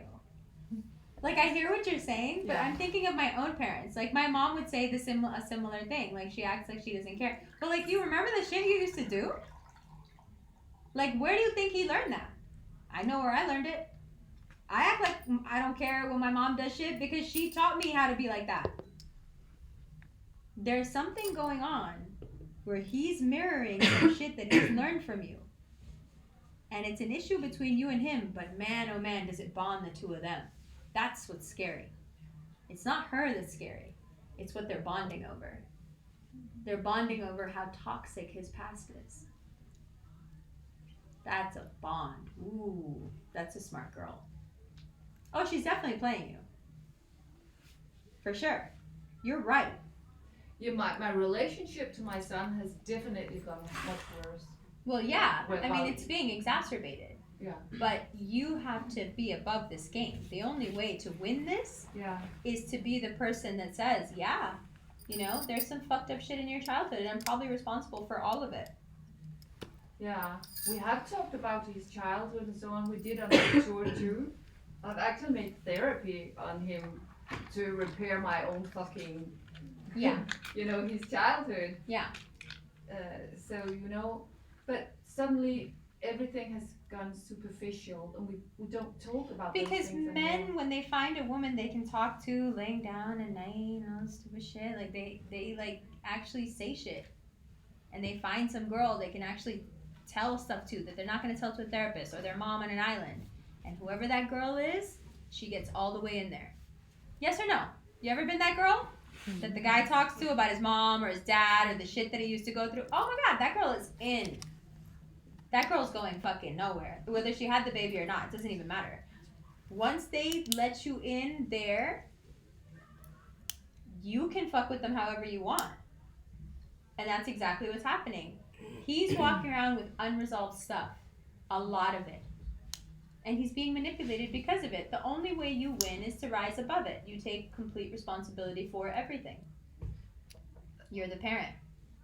Yeah, so what do you exactly mean by that? That means that he probably has all sorts of qualms and issues with you, the way you behave, the things you believed, and he has those issues because it affected how he grew up. And he probably hates all of it.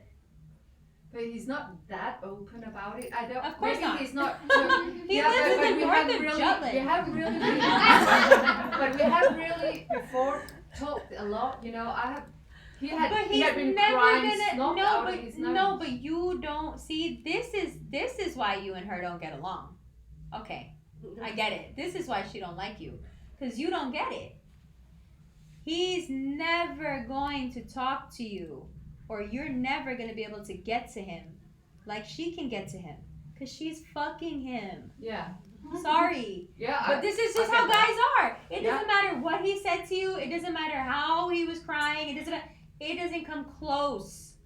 No. To him talking to her. No. And whatever she says to him, it goes right into the middle of his head. Yeah. And because she's fucking him. Yeah. You guys have a boundary issue. She don't like it. Simple. You guys have a boundary issue. She doesn't like it. Boundaries. Yeah, she doesn't like that you don't get that, like, he's not yours. Because he's not. He's hers. Yeah. That's he it. Is. No, but that's it. That's it. That's the whole thing. That's the whole thing. That's why you're afraid of her. Because she took him.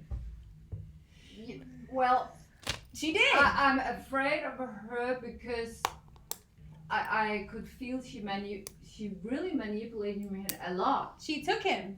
That's what I just said. She took him. So I just have to accept. No, and now you've replaced him with the baby, and now she's gonna take him too. Yeah, because she's a narcissist. No, because she doesn't like your lack of boundaries. She's a hard ass. You said it yourself. She doesn't like this stuff. You said it. You said it. She doesn't like it. She wants you to be that mom who comes around here and there whenever. You can be around the baby, no problem. But you and your son, there's a disconnect here. Like, I've tried to explain it to you like 3 or 4 different times, but you don't get it. She gets it that you don't get it. She sees it in everything you do with him, and it drives her fucking nuts. Women, with the guy they're sleeping with, our boundaries get sick. Your mom, I can't tell you how many times I've said to someone, I don't give a fuck what your mom thinks. Fuck your mom. That's like the first thing the girls say. Am I doing the right thing? Of course, you're doing the right thing if what you want is to be around that baby. Yeah. Keep doing what you're doing. Yeah, because I don't say anything weird. Don't say nothing to them. No. Don't try to get them to open up. Don't try to do nothing. Exactly. Just mind your business and do, what you can and get out of there. Let them have their life. That's how I do it, but I thought that was kind of wrong because I have gone very superficial towards them. Right, but that's only because superficial, it seems superficial to you. It's a boundary. It's not superficial. No. It's a boundary. Like, this is where you're emotionally allowed with him. Yeah. Stay right there. And that's it. No, and nothing. That's it. You have to learn the fine art of becoming the mother who lets her son go. I have done that, but not really. But I thought that was superficial, but that's just how I That's have to not do superficial, that's a boundary. So I just keep on doing that, and if he keep respecting the boundary. Yes. Yeah. So if he wants anything, he gotta come to me. He's your kid, of course. What's he gonna do? So well, you don't get anything out of this deal. I want to be nice to him. I want to show more, but I can feel that I cannot do that. Because there's a boundary. This is why she don't like you. Yeah. This is why. Because you don't get this concept. He's not yours. You don't get to hug him like that. You don't get to talk to him like that. You don't get to have that relationship anymore. He doesn't belong to you. He belongs to her. She knows it and he knows it. The only person that doesn't know it is you. So this is how men So that's actually my problem? Kinda, yeah. Because you're the one who doesn't get what's happening. Everyone else knows I just love that I could speak spiritual with him, which we almost don't do anymore either. Because it makes him uncomfortable. Because it makes him uncomfortable. And that's what he's told her. Because it makes him uncomfortable.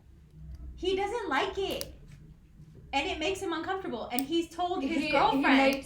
I think it makes him uncomfortable when she's there.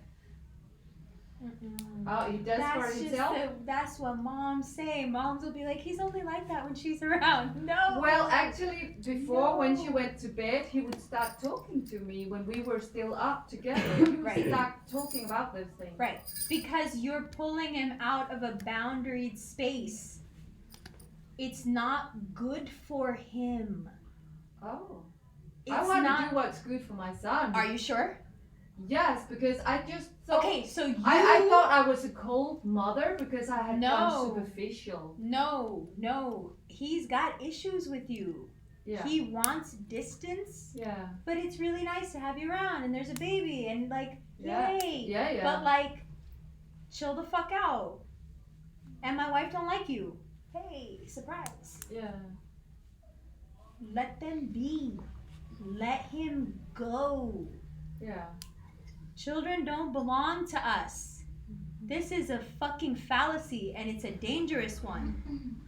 Children do not belong to us at all. They don't owe us jack shit. You could be the perfect parent. You could give your kid everything and anything. He still don't owe you shit. Well, I just thought that we had a kind of love You together don't. that is closed No, down. which no, I think that's is a super lack sad. of boundary. That's you overstepping a line with a grown man that he doesn't want to overstep with you. That's what you're not getting. It's not okay for him. Because listen, I'm going to tell you straight. Let's move off this question. I'm going to tell you straight. Men don't do anything they don't want to do. That's the most wonderful thing about guys. Anytime someone is like, I think someone is making this guy do it, no, that bitch could tell him day and night to do something. Have you never told a guy to do something? You could tell him day and fucking night. They won't fucking do it. He's not doing it because someone told him to. He's doing what he wants. Men always do what the fuck they want. Either they do it openly or they do it secretly, but they always do what the fuck they want. So if a guy is not talking to you, if a guy doesn't want to hug you, if a guy doesn't want to stay up late with you, it's because he doesn't fucking want to.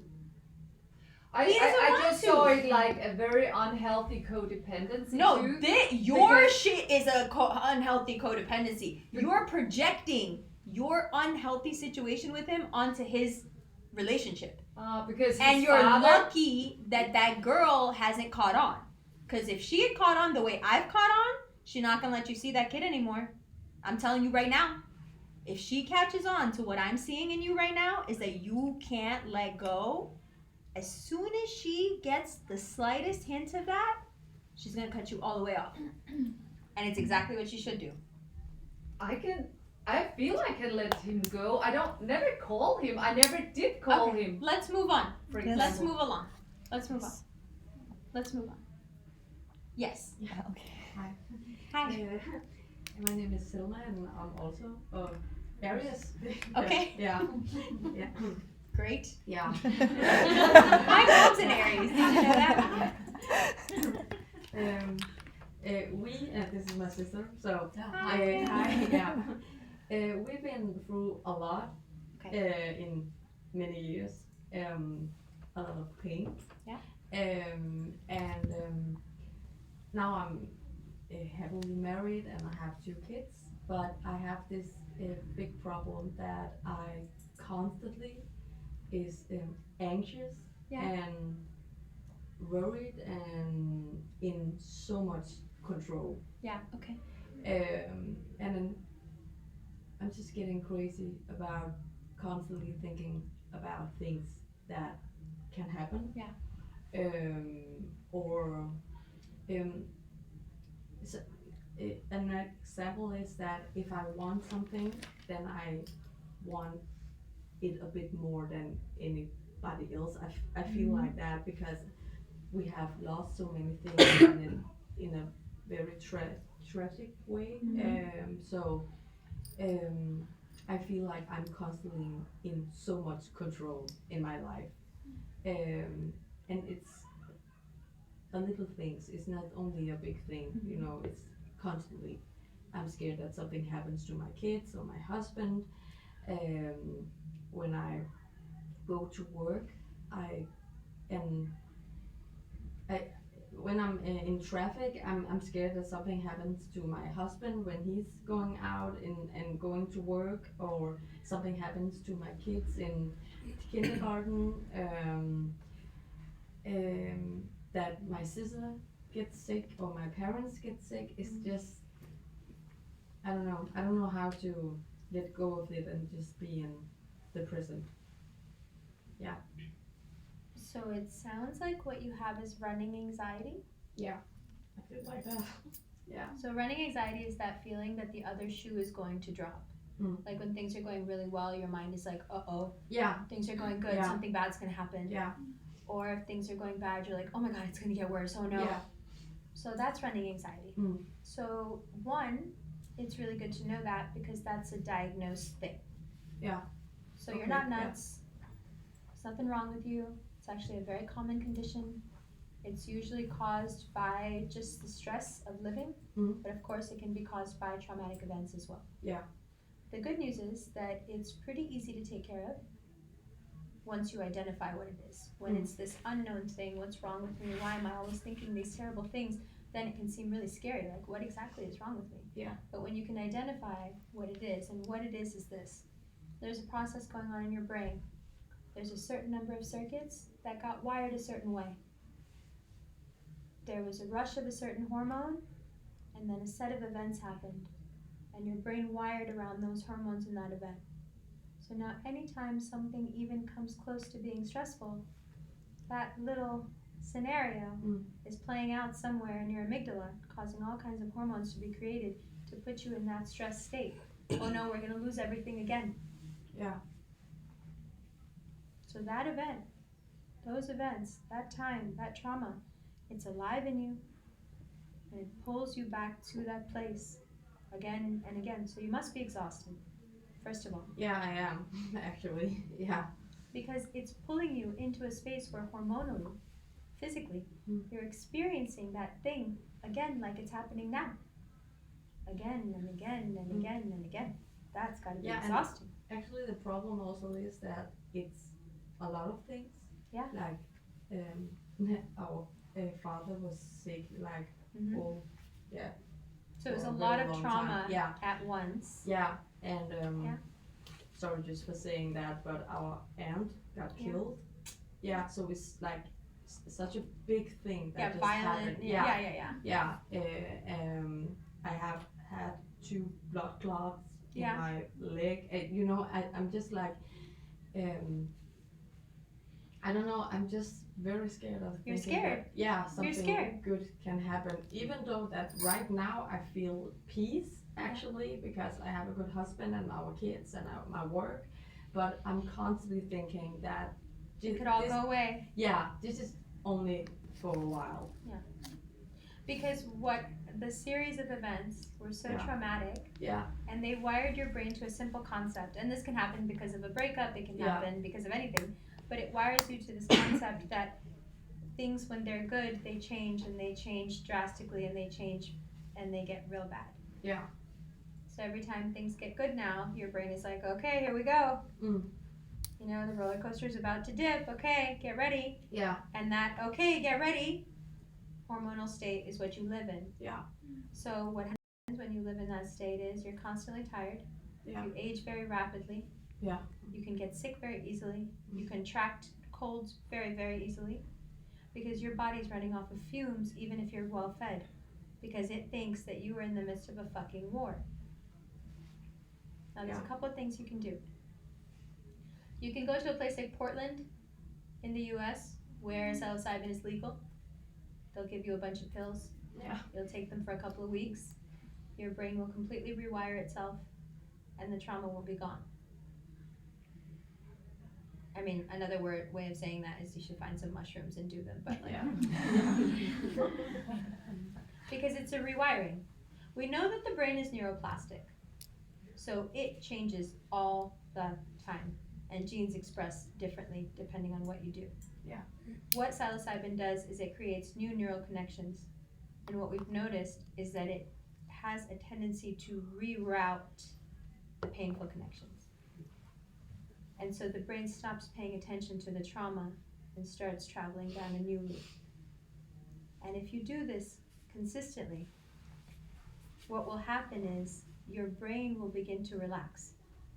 Because you could take drugs, you could take pills, but they're not going to help.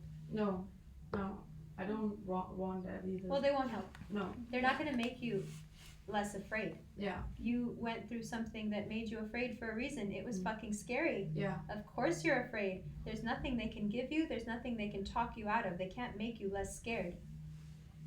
But your brain can. Yeah. So, unless I'm going to get in trouble for it, smoke weed.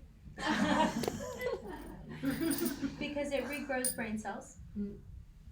Right? Smoke weed. Do mushrooms. Drink water. Meditate. And when you think about those traumatic events, actually take some time out to really think about them. Sit with them. Look at them. Look at them so you know they're in the past and not right now. See, because when you don't look at them, they're right here. Because they want you to look at them. We just walk around going, no, nuh-uh, don't want to. Look at it. Sit with it. It's not now. Yeah. But you need to retrain your brain. Good. Next. How are we doing? Yes. Now it's one from the computer. Okay, got it. It's a Cancer saying, I'm waiting for something, but I don't know what it is. What a Cancerian thing to say. Me too. Jeez. Am I supposed to answer that? She doesn't know. Am I supposed to know what it is? I don't know. Maybe it was a feeling some people can have. A feeling some people can have. I don't know. It was. I mean, I really like. I like what I like. So I don't like these like kind of nebulous. I'm like open to everything. I find that a bit dangerous because when you're open to everything, you get everything, and everything includes a lot of shitty stuff. I'm not real big on the open abundance, like whatever wants to come to me. Like I'm not that person. Because like a lot of shitty people will find you at the fountain too. And you have to be like, no, like get away. Like so, I don't really get what she means, but I hope you find it. We hope you find it. We hope you find it. Let's continue. Yes, let's go here, and then here, and then we'll see. We should do the meet and greets and do the, right? Let's see. We can do. Let's see. I don't know what time it is. You keep track of the time. Somebody keep track of the time. It's 9. Is that good? 10 past 9. Yeah. We are here until 10. Yeah, so let's do that. Okay. Yes. Hi, my name's Noah. I'm a Libra. Hi. And in your June video, you told us to not let that Aquarius back in. Oh gosh. And I was watching your video, and then I got a text from the Aquarius, and I paused the video, and I went and fucking met them, and I've been dealing with that ever since. You didn't listen at all?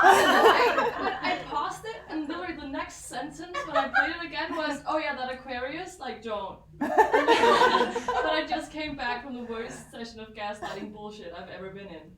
So, yeah, thank you for telling me.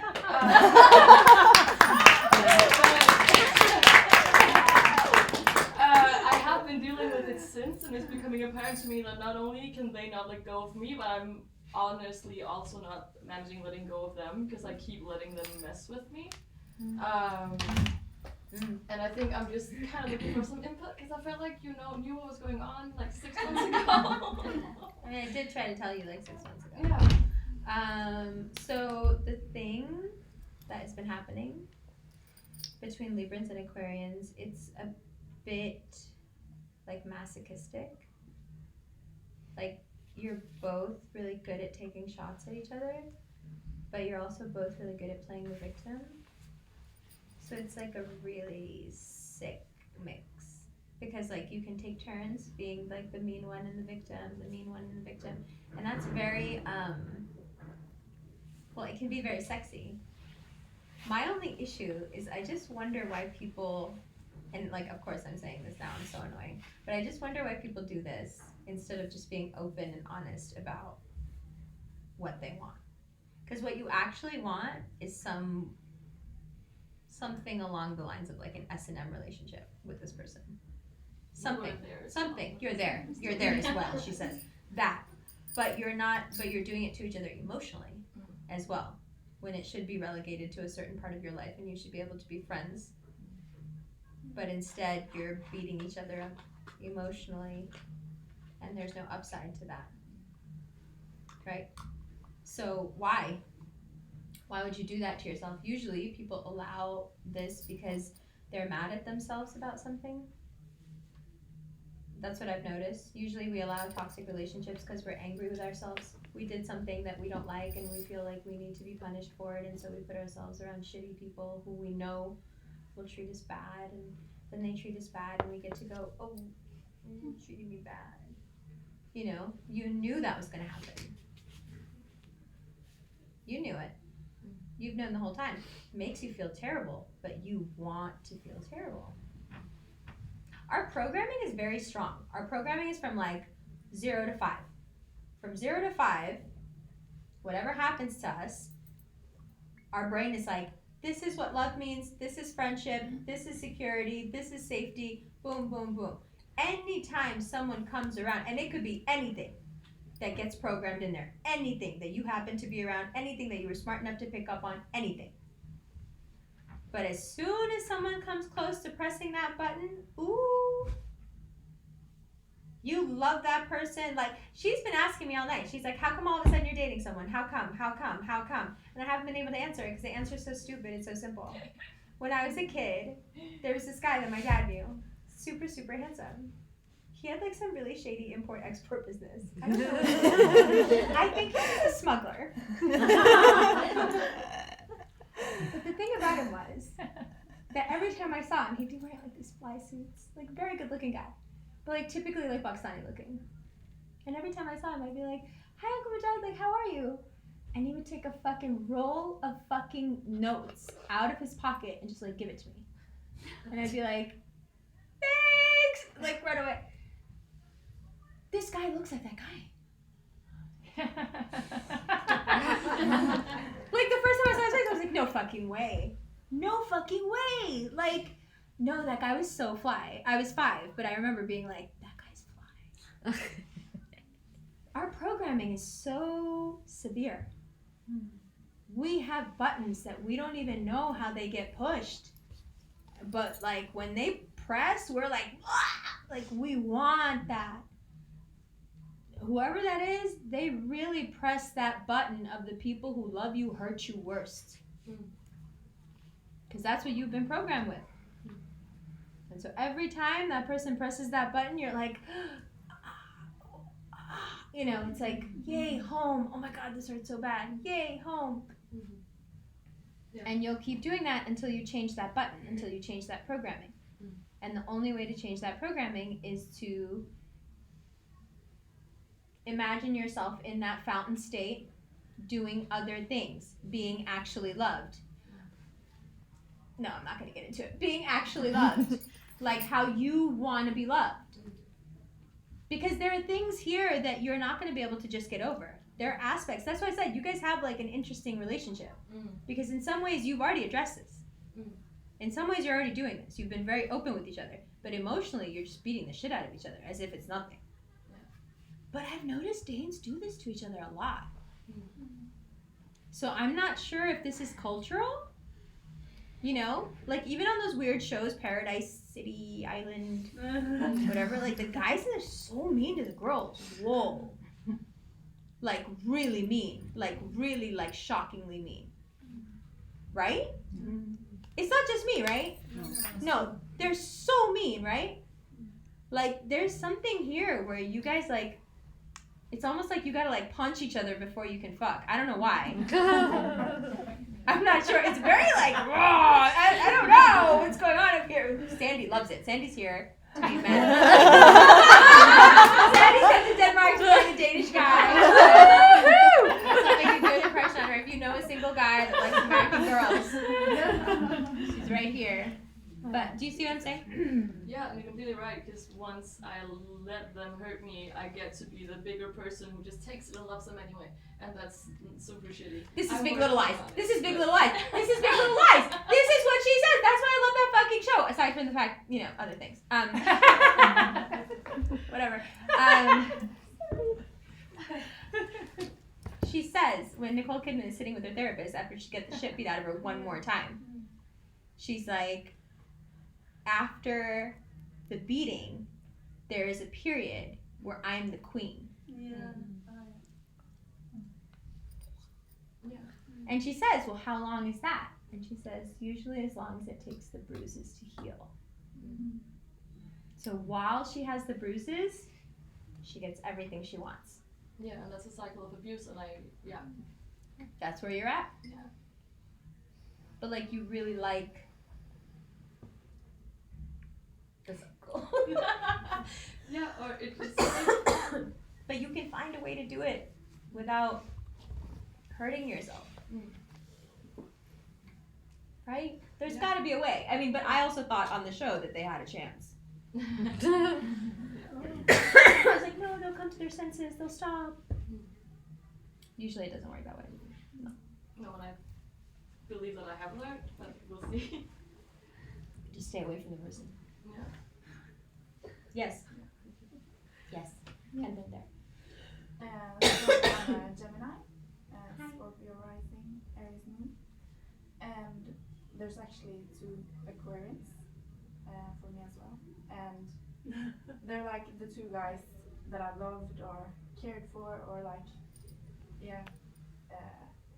had in my heart, and I've been like that girl that they talk to their mom about, or like have them close, but I've had these moments with them both where it's been like, don't look at me, and like healing that or like overcoming that, I find that very hard, like opening up.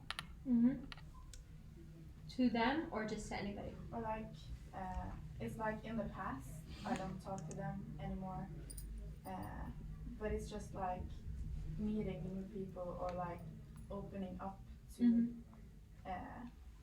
people in my life on like that deeper level. I find that so hard. Do you want to? I don't know. Because it hurts. Okay, so that was my next question. Take a breath. Take a deep breath. You're good. Okay, so it probably hurts because your experience with it has been really bad. Yes? Yeah. We can assume? Okay. So in some way, you're talking about the same thing that she was talking about with running anxiety. You have anxiety about something completely different. You're traumatized, right? So now you find it very hard to open up to other people. So let me ask you, what's the alternative? Okay, I believe you. It's very scary to open up. Of course it is. What's the alternative? What do we do instead for the next 10 years? Think it out. You just don't talk to people, you don't connect with people, you don't let people in, and then what? That gets very sad.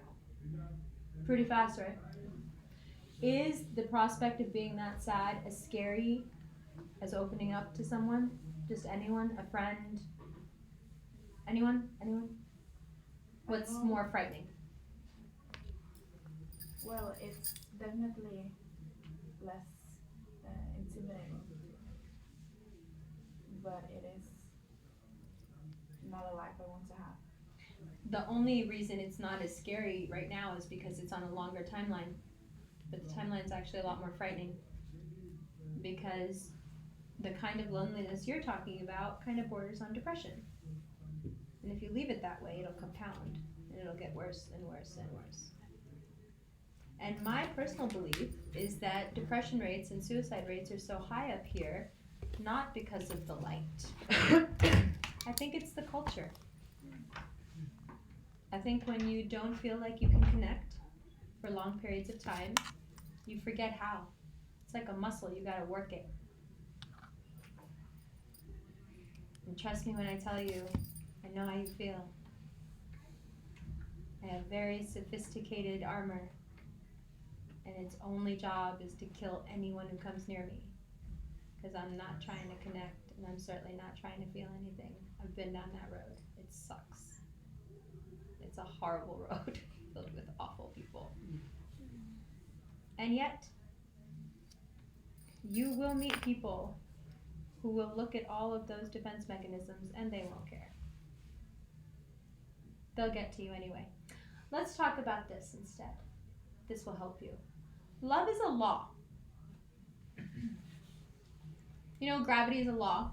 You could go to the top of this building and you could jump and it wouldn't matter how you felt.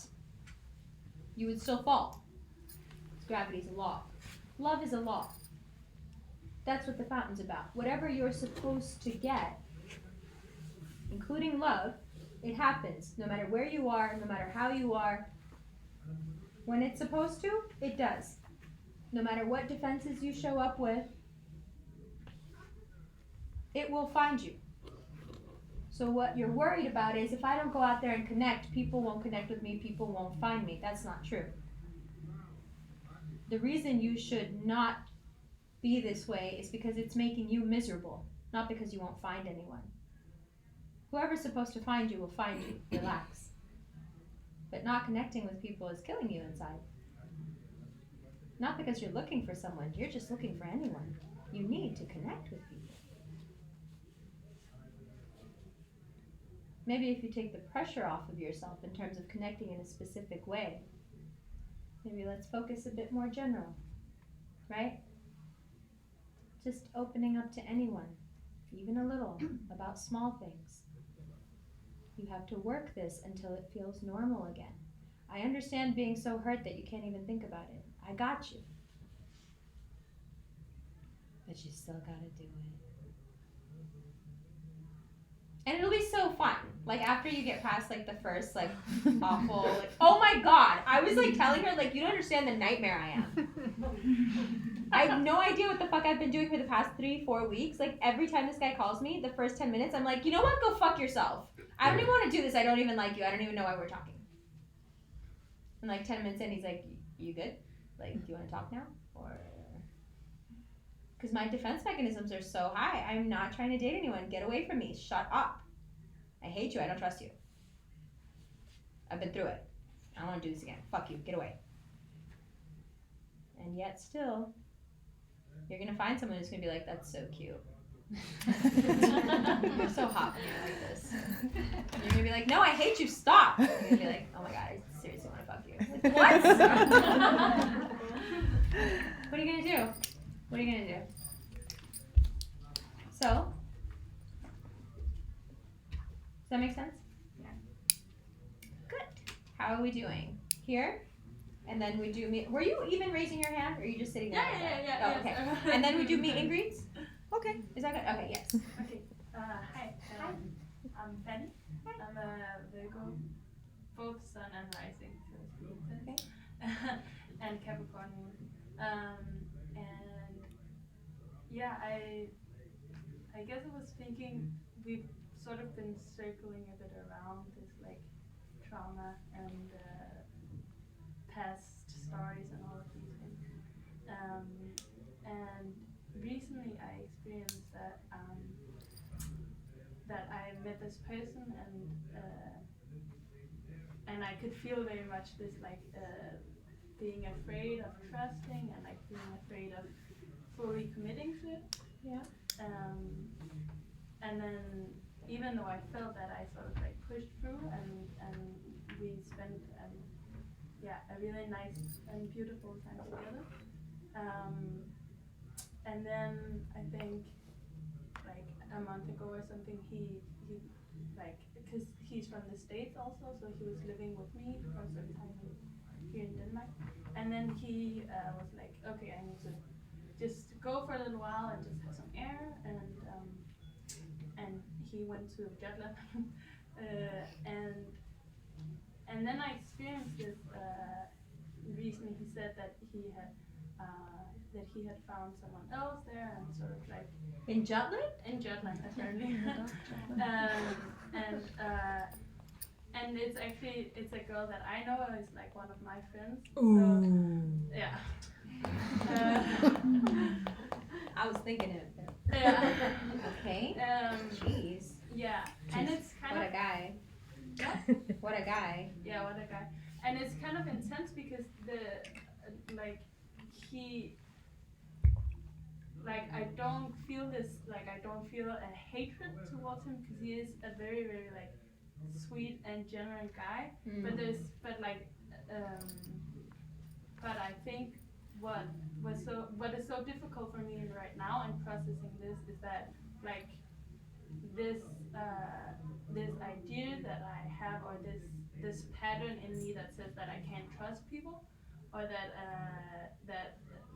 I'll get hurt, or that I'll like that Well- it's unsafe to trust someone. Well, if you think that the dude who did that to you is a sweet and genuine guy, you should be afraid of trusting people. Something's wrong. How is he a sweet and genuine guy? Women, yeah. No, but just like in the, I don't know, yeah, in like No. in the No. relationship. No. What? Because he was nice to you when you guys were fucking? No. That makes him a sweet and genuine guy.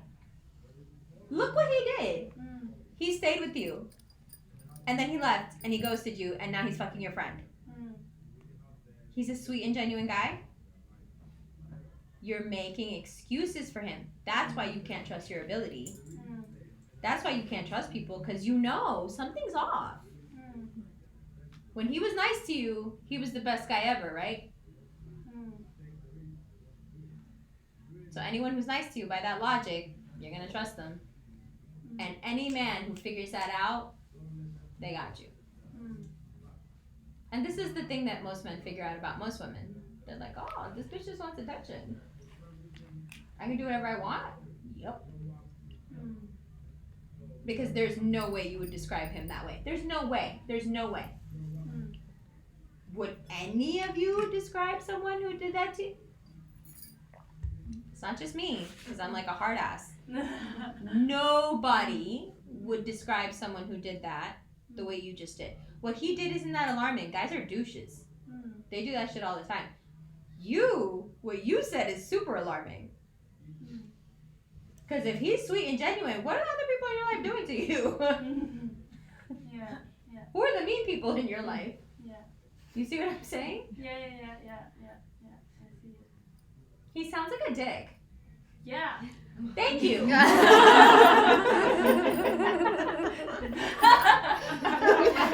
Don't you feel better? Yeah.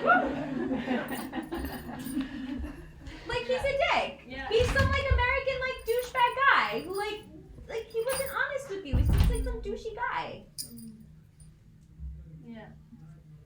The reason you shouldn't trust people right now is because you should probably do some work. Because your like meter's a little broken. You need to figure out which one you want. Do you want trustworthy or do you want attention? Yeah.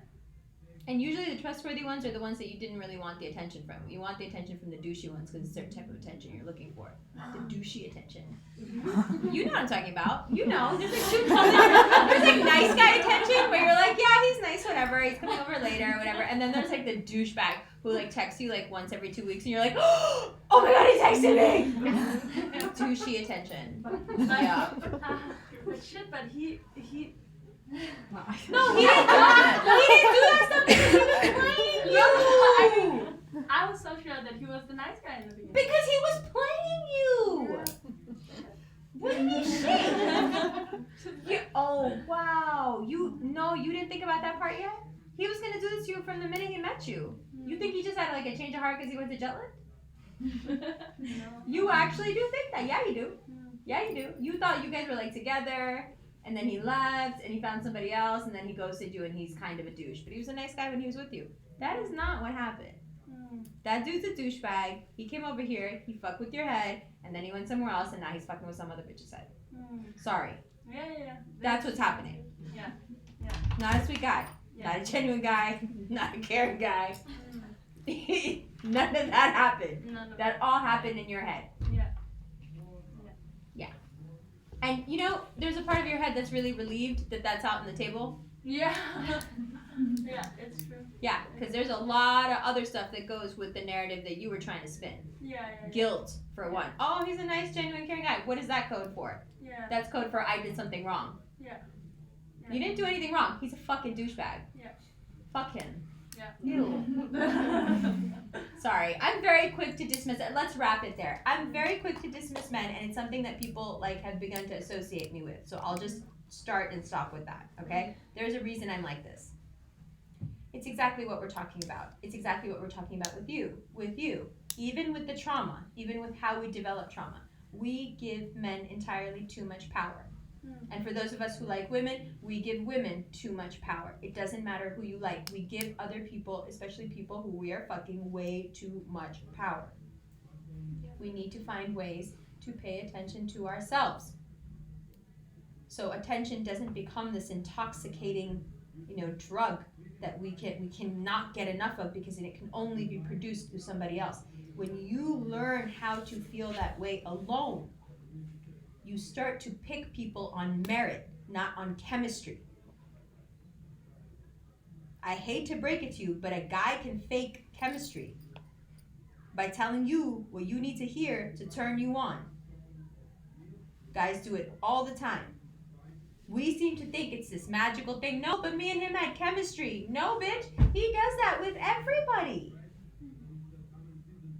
Right? But we have a weakness where we need it so bad that it puts us at such a disadvantage. If you didn't need attention in that same way, this dude could have never bagged you.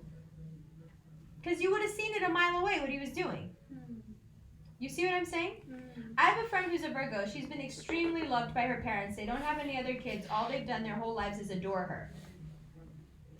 Douchey men walk right past this woman day and night and holler at her, try to marry her, try to date her. She doesn't even see them. Doesn't matter what they look like, doesn't matter how much money they have, doesn't matter what they say to her. She doesn't even register. They don't come up on her radar. She only likes nice guys. Sounds nice. Not the kind of nice you're used to. Okay, good. Let's stop here, and then you guys can come back there one by one. We'll have our little moment. If you want. Yes. May I ask one more Yes. question? Yes. Okay. So I'm a We know each other very well. This is my friend who's been sitting here acting like she doesn't know anybody. Yes. How are you? I'm okay. Good. So I'm a Sag sun and with a whole stellium of 5 planets. And I have She's all very much a Sagittarius. And I had all these big plans for the Jupiter transit. And totally career-wise, but then everything ended up completely different. And I was redoing my PTSD brain, my brain regulation, my social circles, I moved places, like everything else except what I actually wanted to do. And now the transit is almost over, and I have attained very much, but at the same time, I don't know, I just feel like I totally failed. So you totally failed because you didn't get 1 out of the 10 things that you wanted. Yara's so fucking spoiled, I can't stand her. You are so spoiled. You are so lucky you get whatever you want, however you want it, and like the one thing out of your fucking laundry list of 20 things, you're like, oh, but that thing I didn't get. First of all, the transit's not over. Yeah. The most important things you weren't supposed to get until now. Okay. Because you needed to get all the other things to be ready for this thing. Even, is it normal that it came with so much drama? But Sagittarians are dramatic. Okay. And is it also I'm just saying. And is it also normal that one really needs like a few years to heal if they have complex PTSD? So, is it normal or am I out of the normal? No, you're not out of the normal. The thing is, and this is just, I only know this because we talk so often. Okay. You're very connected to whatever this creative ether out there is, which is great. As am I. Super nice. The difference is I have a modulating switch. I can turn it on and off. You can't. No, I can't. It's completely uncontrolled. That's okay. But my main wish was that I would learn to find something where it gets more people. But that's okay, exactly. So that's what we're talking about. So we're talking about that modulating knob, right? Yeah. Okay. So all the stuff that's happened during the Jupiter transit was to teach you how to install that. You're not there yet. Okay, you're galloping, and that's great, and we love it. But like, oh my gosh, y'all are just like on this endless fucking race. You need to like just keep in perspective all the great things that are happening, all the great like stuff that's propelling you forward, and realize that this thing that you are walking around feeling is so much a burden is your power. It's your superpower. Being that connected and that creative is not a bad thing. Of course, it would be lovely to have a switch. I'm not saying you shouldn't have one. And you will get one. But this, I got this, and this, but I want that. That's a very Sagittarian thing. I know, this is when I'm banging my head. Yeah, this is when you guys are like, when you really, like, but I can't fault it because it works. You usually get what you want. But what you want is something metaphysical.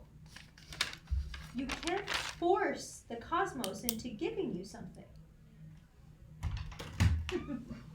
She does the same fucking thing. That's why she's looking at you. And she's a fucking Sagittarius. The same shit. Just like you guys feel like you can like mold the universe into doing what you want. And I think that's why when you guys are taught a lesson, you get taught so hard because you don't listen. There's a lot of pride, a lot of like, you know, you guys are very big. Like all this energy. Give me what I want. You know, and the universe is like, chill, I'm giving it to you. Like, relax. Like, why are you so aggressive? Like, what is the problem? You know, but it's like you want more always than you can have.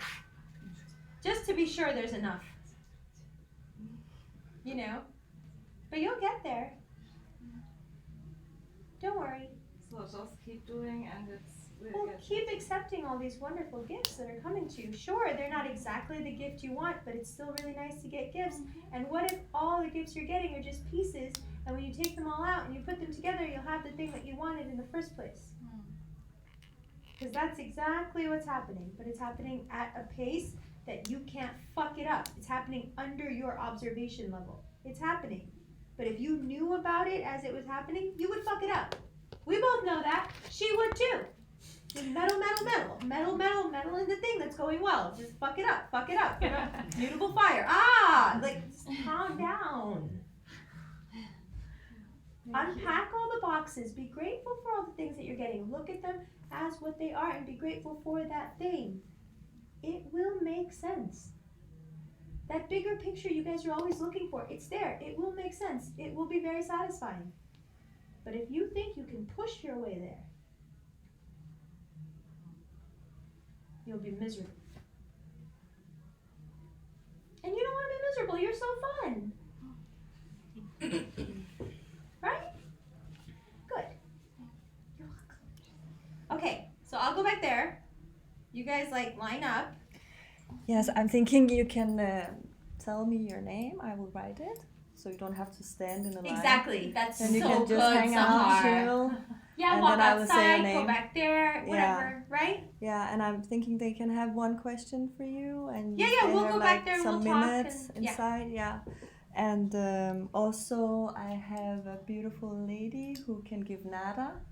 So if you're hanging out here and you just want to relax, you can have nada while What is waiting. that? It's 5 points in each year, which is anti-anxiety, depression, sleeping disorders, PTSD, all kind of psychological things you have. It calms dope. down. Yeah. So I think if you have time and you want to chill, you have this possibility. If someone has to go really fast, you can come to me and I write you first. And then we have a line and just do what you want. And those who want to go home, you can just, that's it. Personally. Thank you so nice. much. It's You're been welcome. so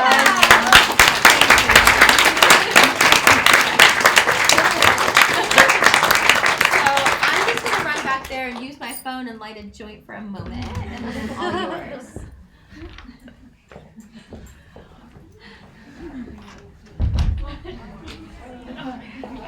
Ja,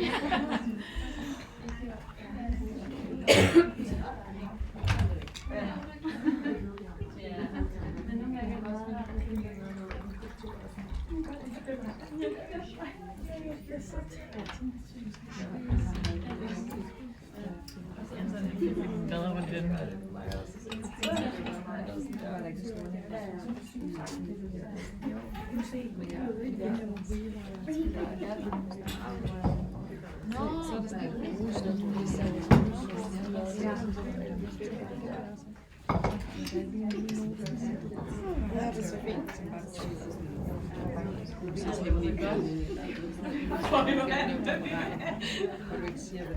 Den ene.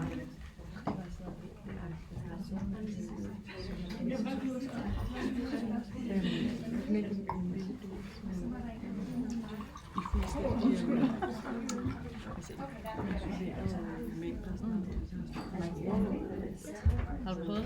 Nej. Okay.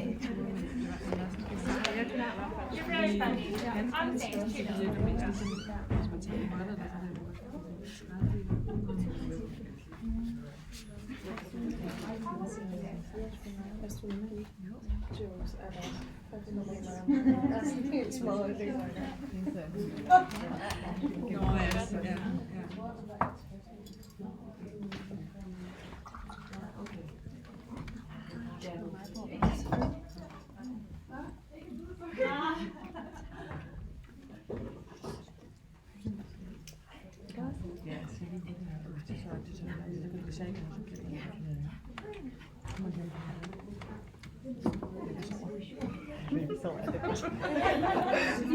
Mor skal skrive mig på.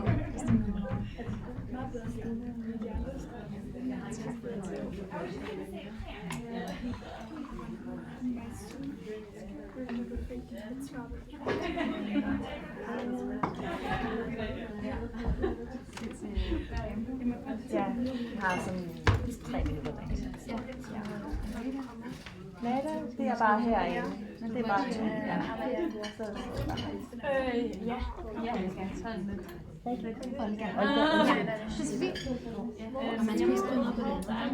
Nej, det andet der er I bare her, og så går folk omkring væk. Tak. Det er betegnet. Ja, du kan stille et spørgsmål. Det bliver ikke super langt svar, men det plejer at være ret præcis. Hvis man fanger den, så siger hun det ret hurtigt. Ja. Og hvad er det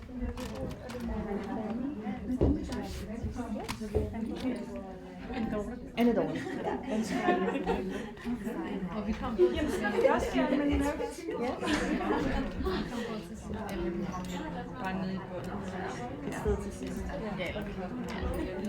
Er der andre, der skal på? Hvad? Ja, der er toilet helt bagerst. Og Nicolina. Det var godt, du kom. Sille. Hvad siger du?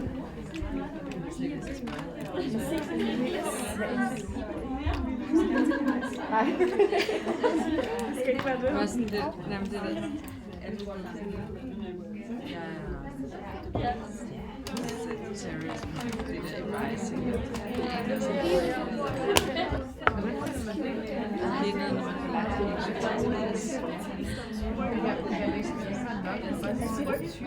ja, selvfølgelig. Okay.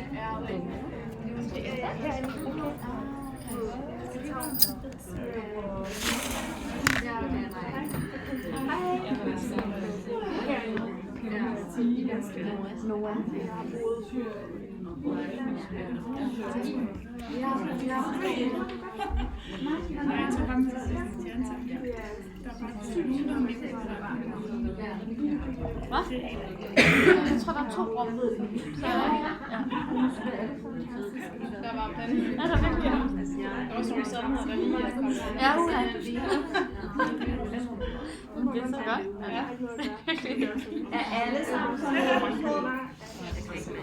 De to der skærm lige vende sig til byliv og Jeg går bare med det her. Vi har et spørgsmål, vi siger, at vi bor. Hvad skal vi vores skræm? Altså der lige sådan nu spørger Hvordan har vores børn? nu man så tager det vant til det. Lige starten ved ens hjerne kan gå overarbejde. Hvis der sker noget hele tiden, og der er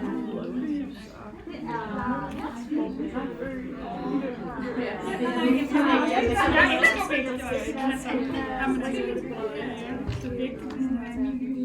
og bare lidt brug for at komme væk fra København. Så både ham og jeg, det er sådan kan bare gøre det fra business. Så jeg vil bare gerne bruge noget andet. Det er mega dyrt at bo i København. Og mega tit væk fra København.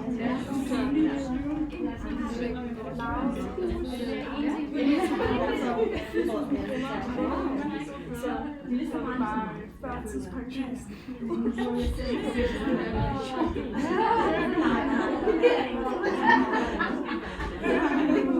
ting, eller hvad?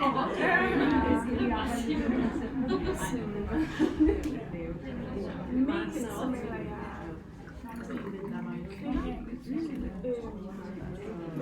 ret abstrakt, og så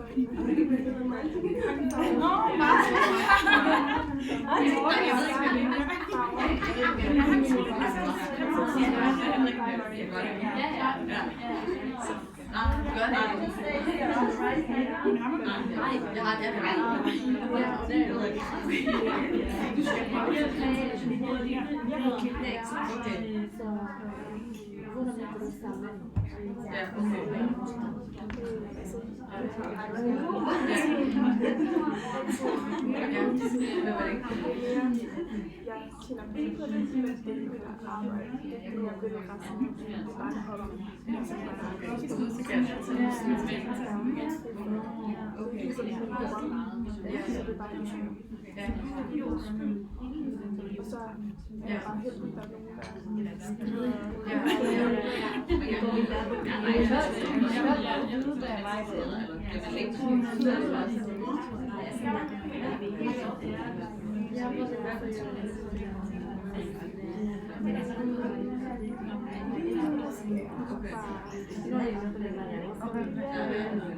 er heldigt, der er nogen, lige nu der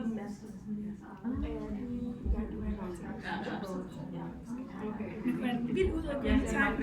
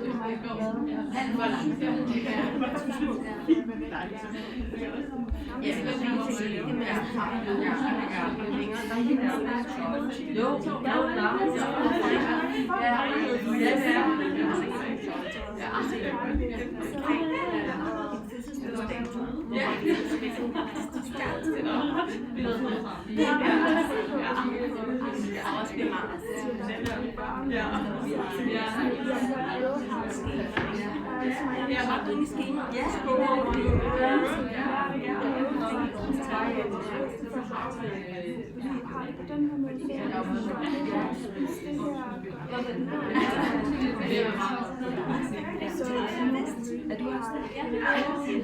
Jeg synes bare, jeg vidste noget. Det kan være, fordi jeg lige har fødselsdag.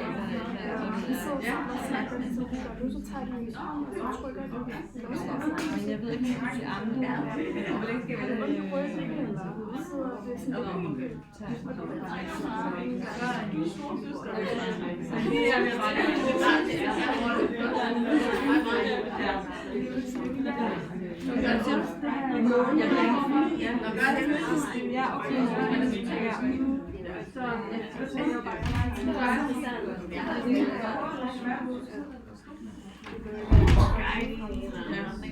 det ved jeg ikke. Jeg synes, det er rart, at det fungerer med det.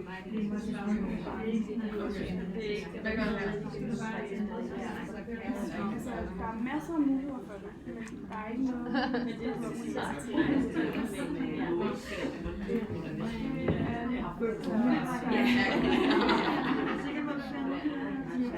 Det er mere tid. Jeg er nødt til at få noget for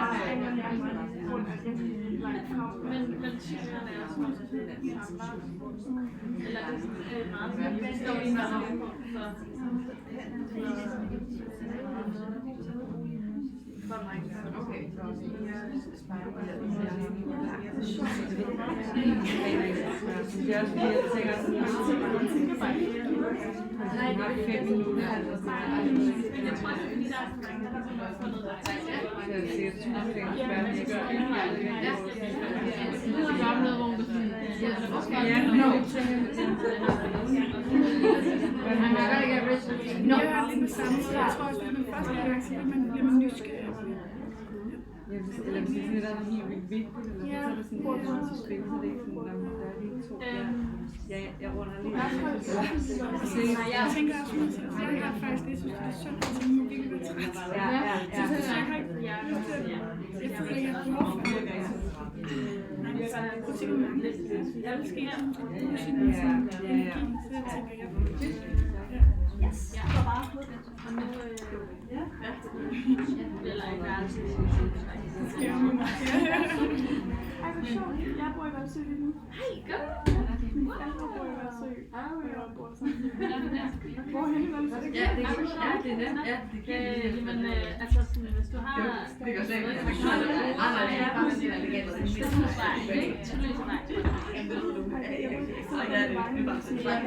Altså, der er den vej, der ligger der ved. Så hvis du fortsætter, når du kommer...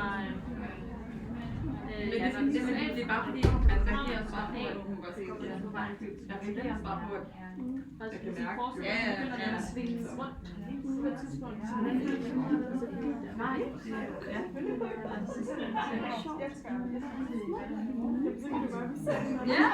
Ja, jeg fandt det en weekend. Ja, selvfølgelig jeg vil afsted sådan, hvis jeg tror, jeg var til smykkekurs. Altså, jeg skal jo til Sjælland i morgen. Jeg er faktisk jeg er med 10 minutter på fod fra huset der, og så er det den anden vej. Så det er ikke den vej, som er superhusen. Nej, det er sjovt. Ja, det er ikke den vej, det er ikke den her vej. Nej, det er den der vej. Jeg var måske sådan, den der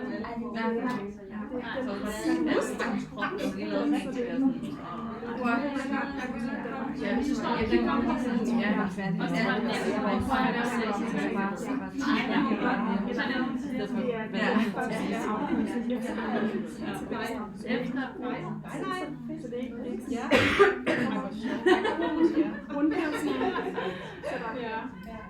Jeg håber, de er okay.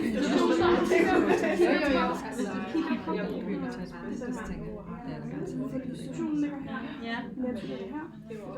Den her vej. Broen ligger her. Så det er den næste vej.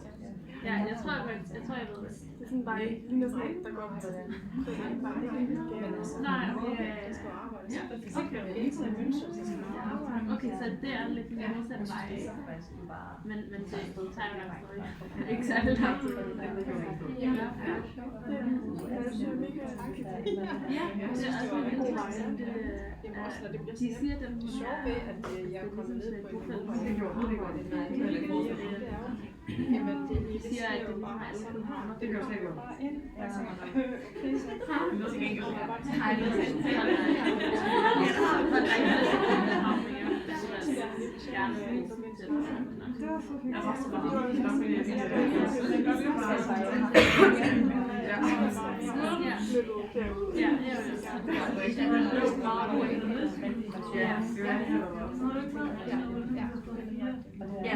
Okay, det er meget fint. Kun en måned, synes jeg, skal til bryllup. Det samme, kan man sige. Jeg er lige på spejlet. Ja, det er. Jeg har en kæreste, som studerer her. Så jeg er mere flex. Nu er det bare det. Nu er det bare det. Hej, det lyder ikke.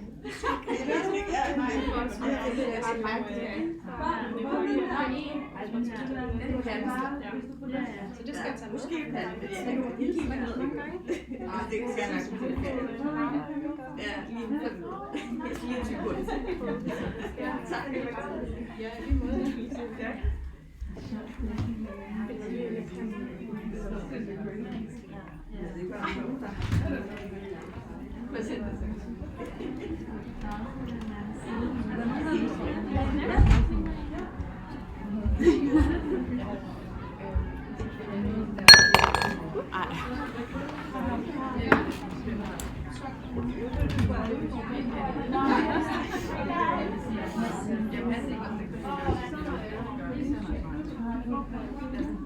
Nej, ikke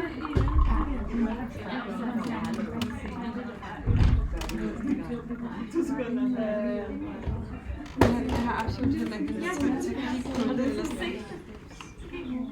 Jeg tror en enkelt gang, jeg bryder mig ikke, ligesom om, at så gør det sådan meget mere, hvis man ikke kigger det. Det tror jeg også. Er det okay, jeg kan nok kigge lidt meget? Ja, så kursen over der. Så det er jo jeg skal ikke.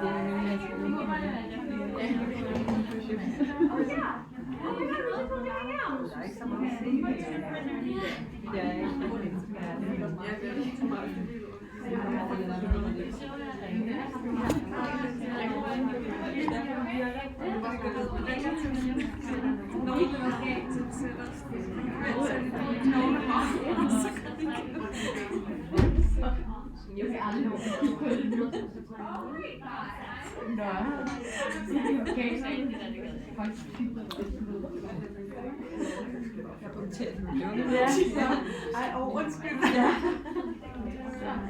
Du bliver stærkere i den proces, hvor det hele.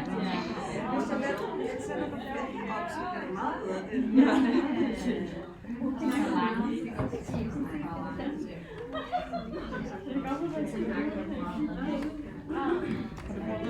It didn't go through because I don't think you did a class. So I would yeah, I don't think you need to put it because maybe it's nervous because this one is talking about the right number.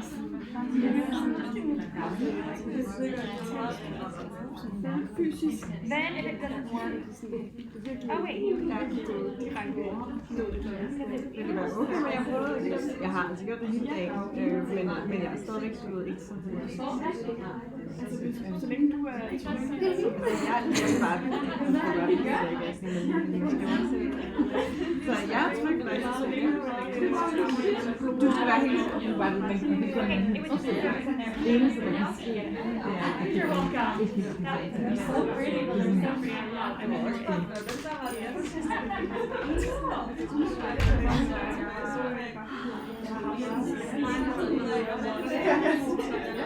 det er helt det er derfor.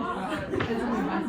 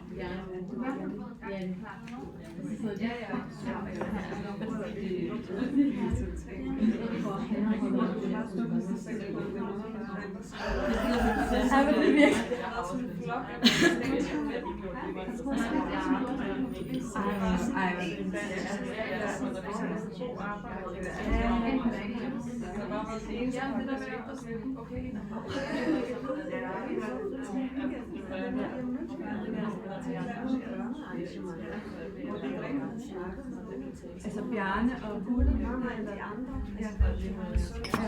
Ja. så hos jer. Nå, hvad så? De skal da ikke sidde der helt alene. Så det er det, jeg er næsten den eneste danske blandt andet. Ja, han er lige. Ja,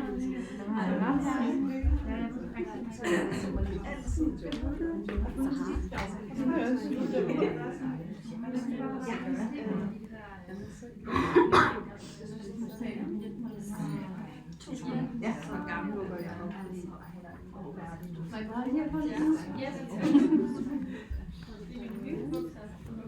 Det er dejligt.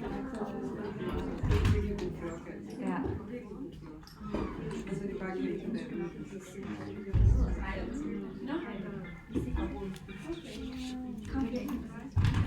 Ja.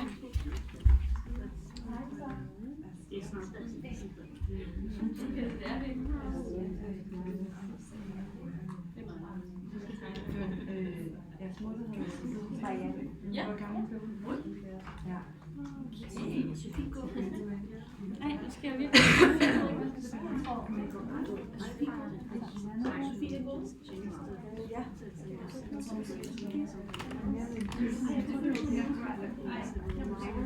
Altså ikke fordi jeg ved ikke, hvad jeg ved. Så der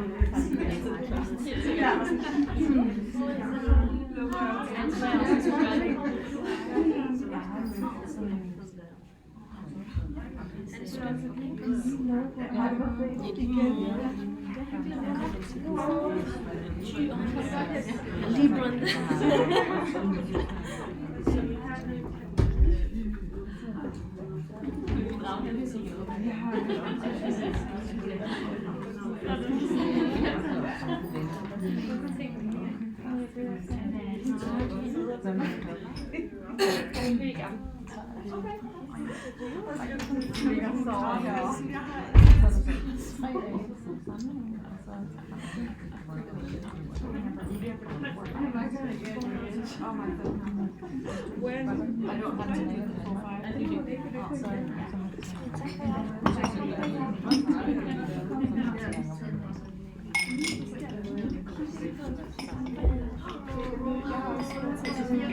Men jeg synes, det er skamfuldt.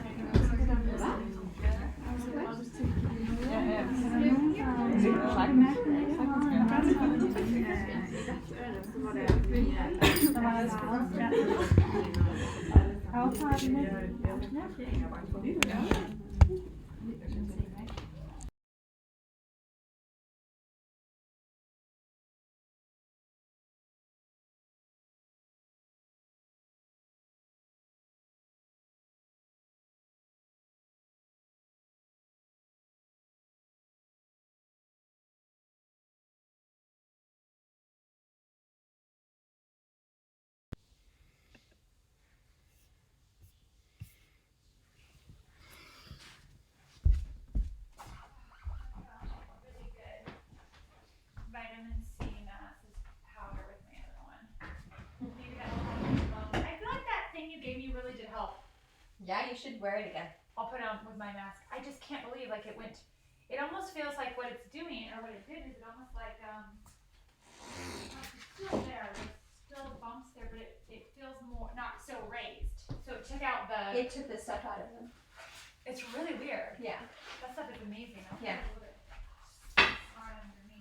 I feel like this is like something I'm just gonna wear like a lot. That is so. I love what she made you like.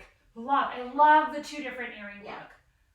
Oh, it's This so is, pretty. like, so bomb. Yeah, it's very so you. fucking bomb. Yeah. And I only wear one. Like, I don't like earrings, but I like the idea of one earring. Yeah. Well, or the two different ones. Like, Yeah. I used to have these earrings that this girl made me that. And this is really stupid, but it's like a minx penis bone. I know that sounds so stupid, but it's like that's what it is. Like, that's, Oh yeah, that thing. I've seen that. And then that was one side, and the other side was just the stud. Mhm. And I wore those. I don't know how many compliments I got on it, but it was just like the stud, which was like the pelvic bone part, and the other part was like the penis. And no one knew what it was. Like, oh, those are such cool earrings. I'm like walking around literally wearing like animal penis and pelvic bone, but it was looks just so. I felt very cool wearing those earrings because they were different. I don't really wear earrings either though. Yeah, no. Sometimes I wear hoops, but very rarely, and they're thin. I only wear hoops when I'm planning on being a slut. Oh, is that how that works? That's why I wore them for the cancer readings. Oh my god. That was a sick bird.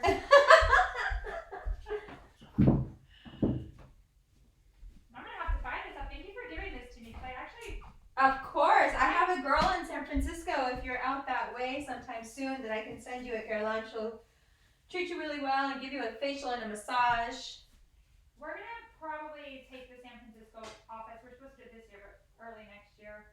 Really? Yeah, we have an office there, and we've just been in, I don't want to say a lawsuit with them, but the franchise that was supposed to sell to us as part of their contract when it ended, and instead they basically went behind our backs and sold to a private seller, which they can't do. So we've been in this lawsuit with them. They can't do that. I know.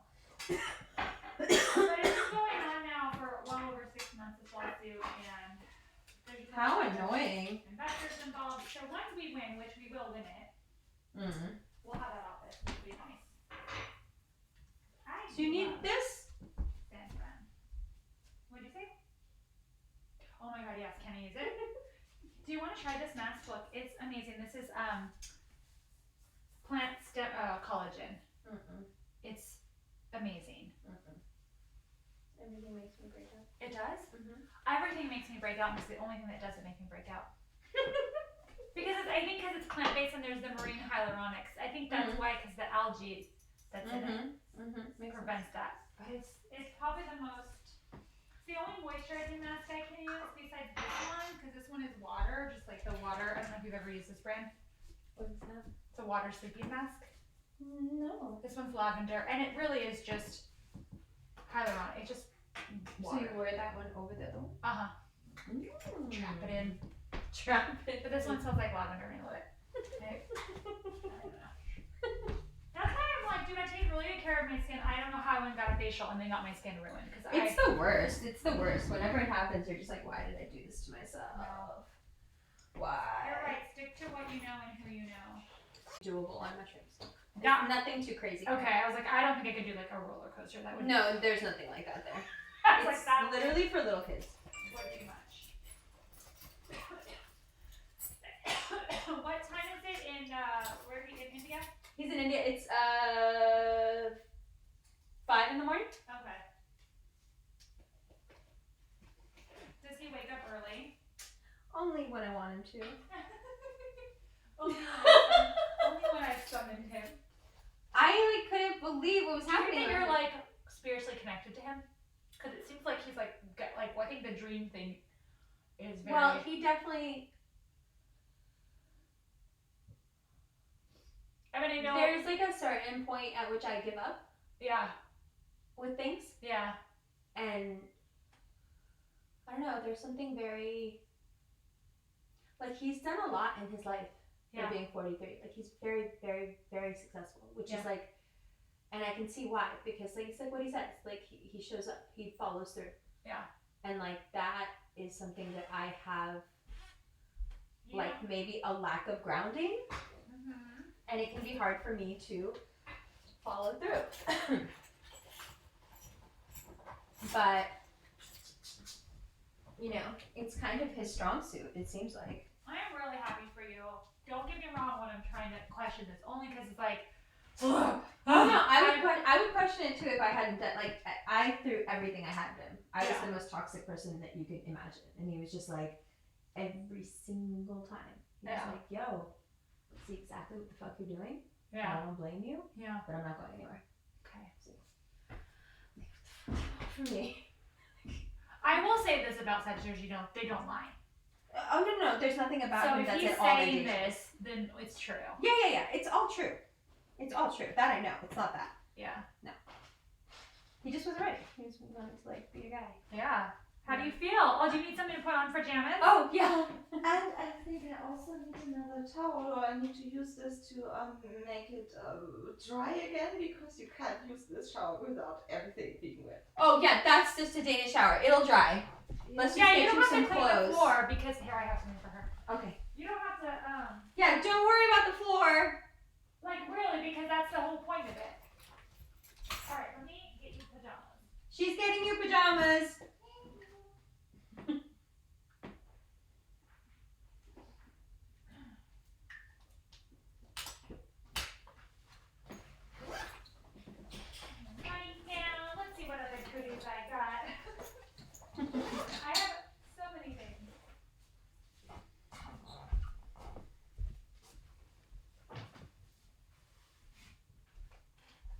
go.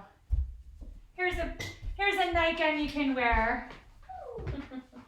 You're welcome. I am a pajama queen. Like, I love pajamas.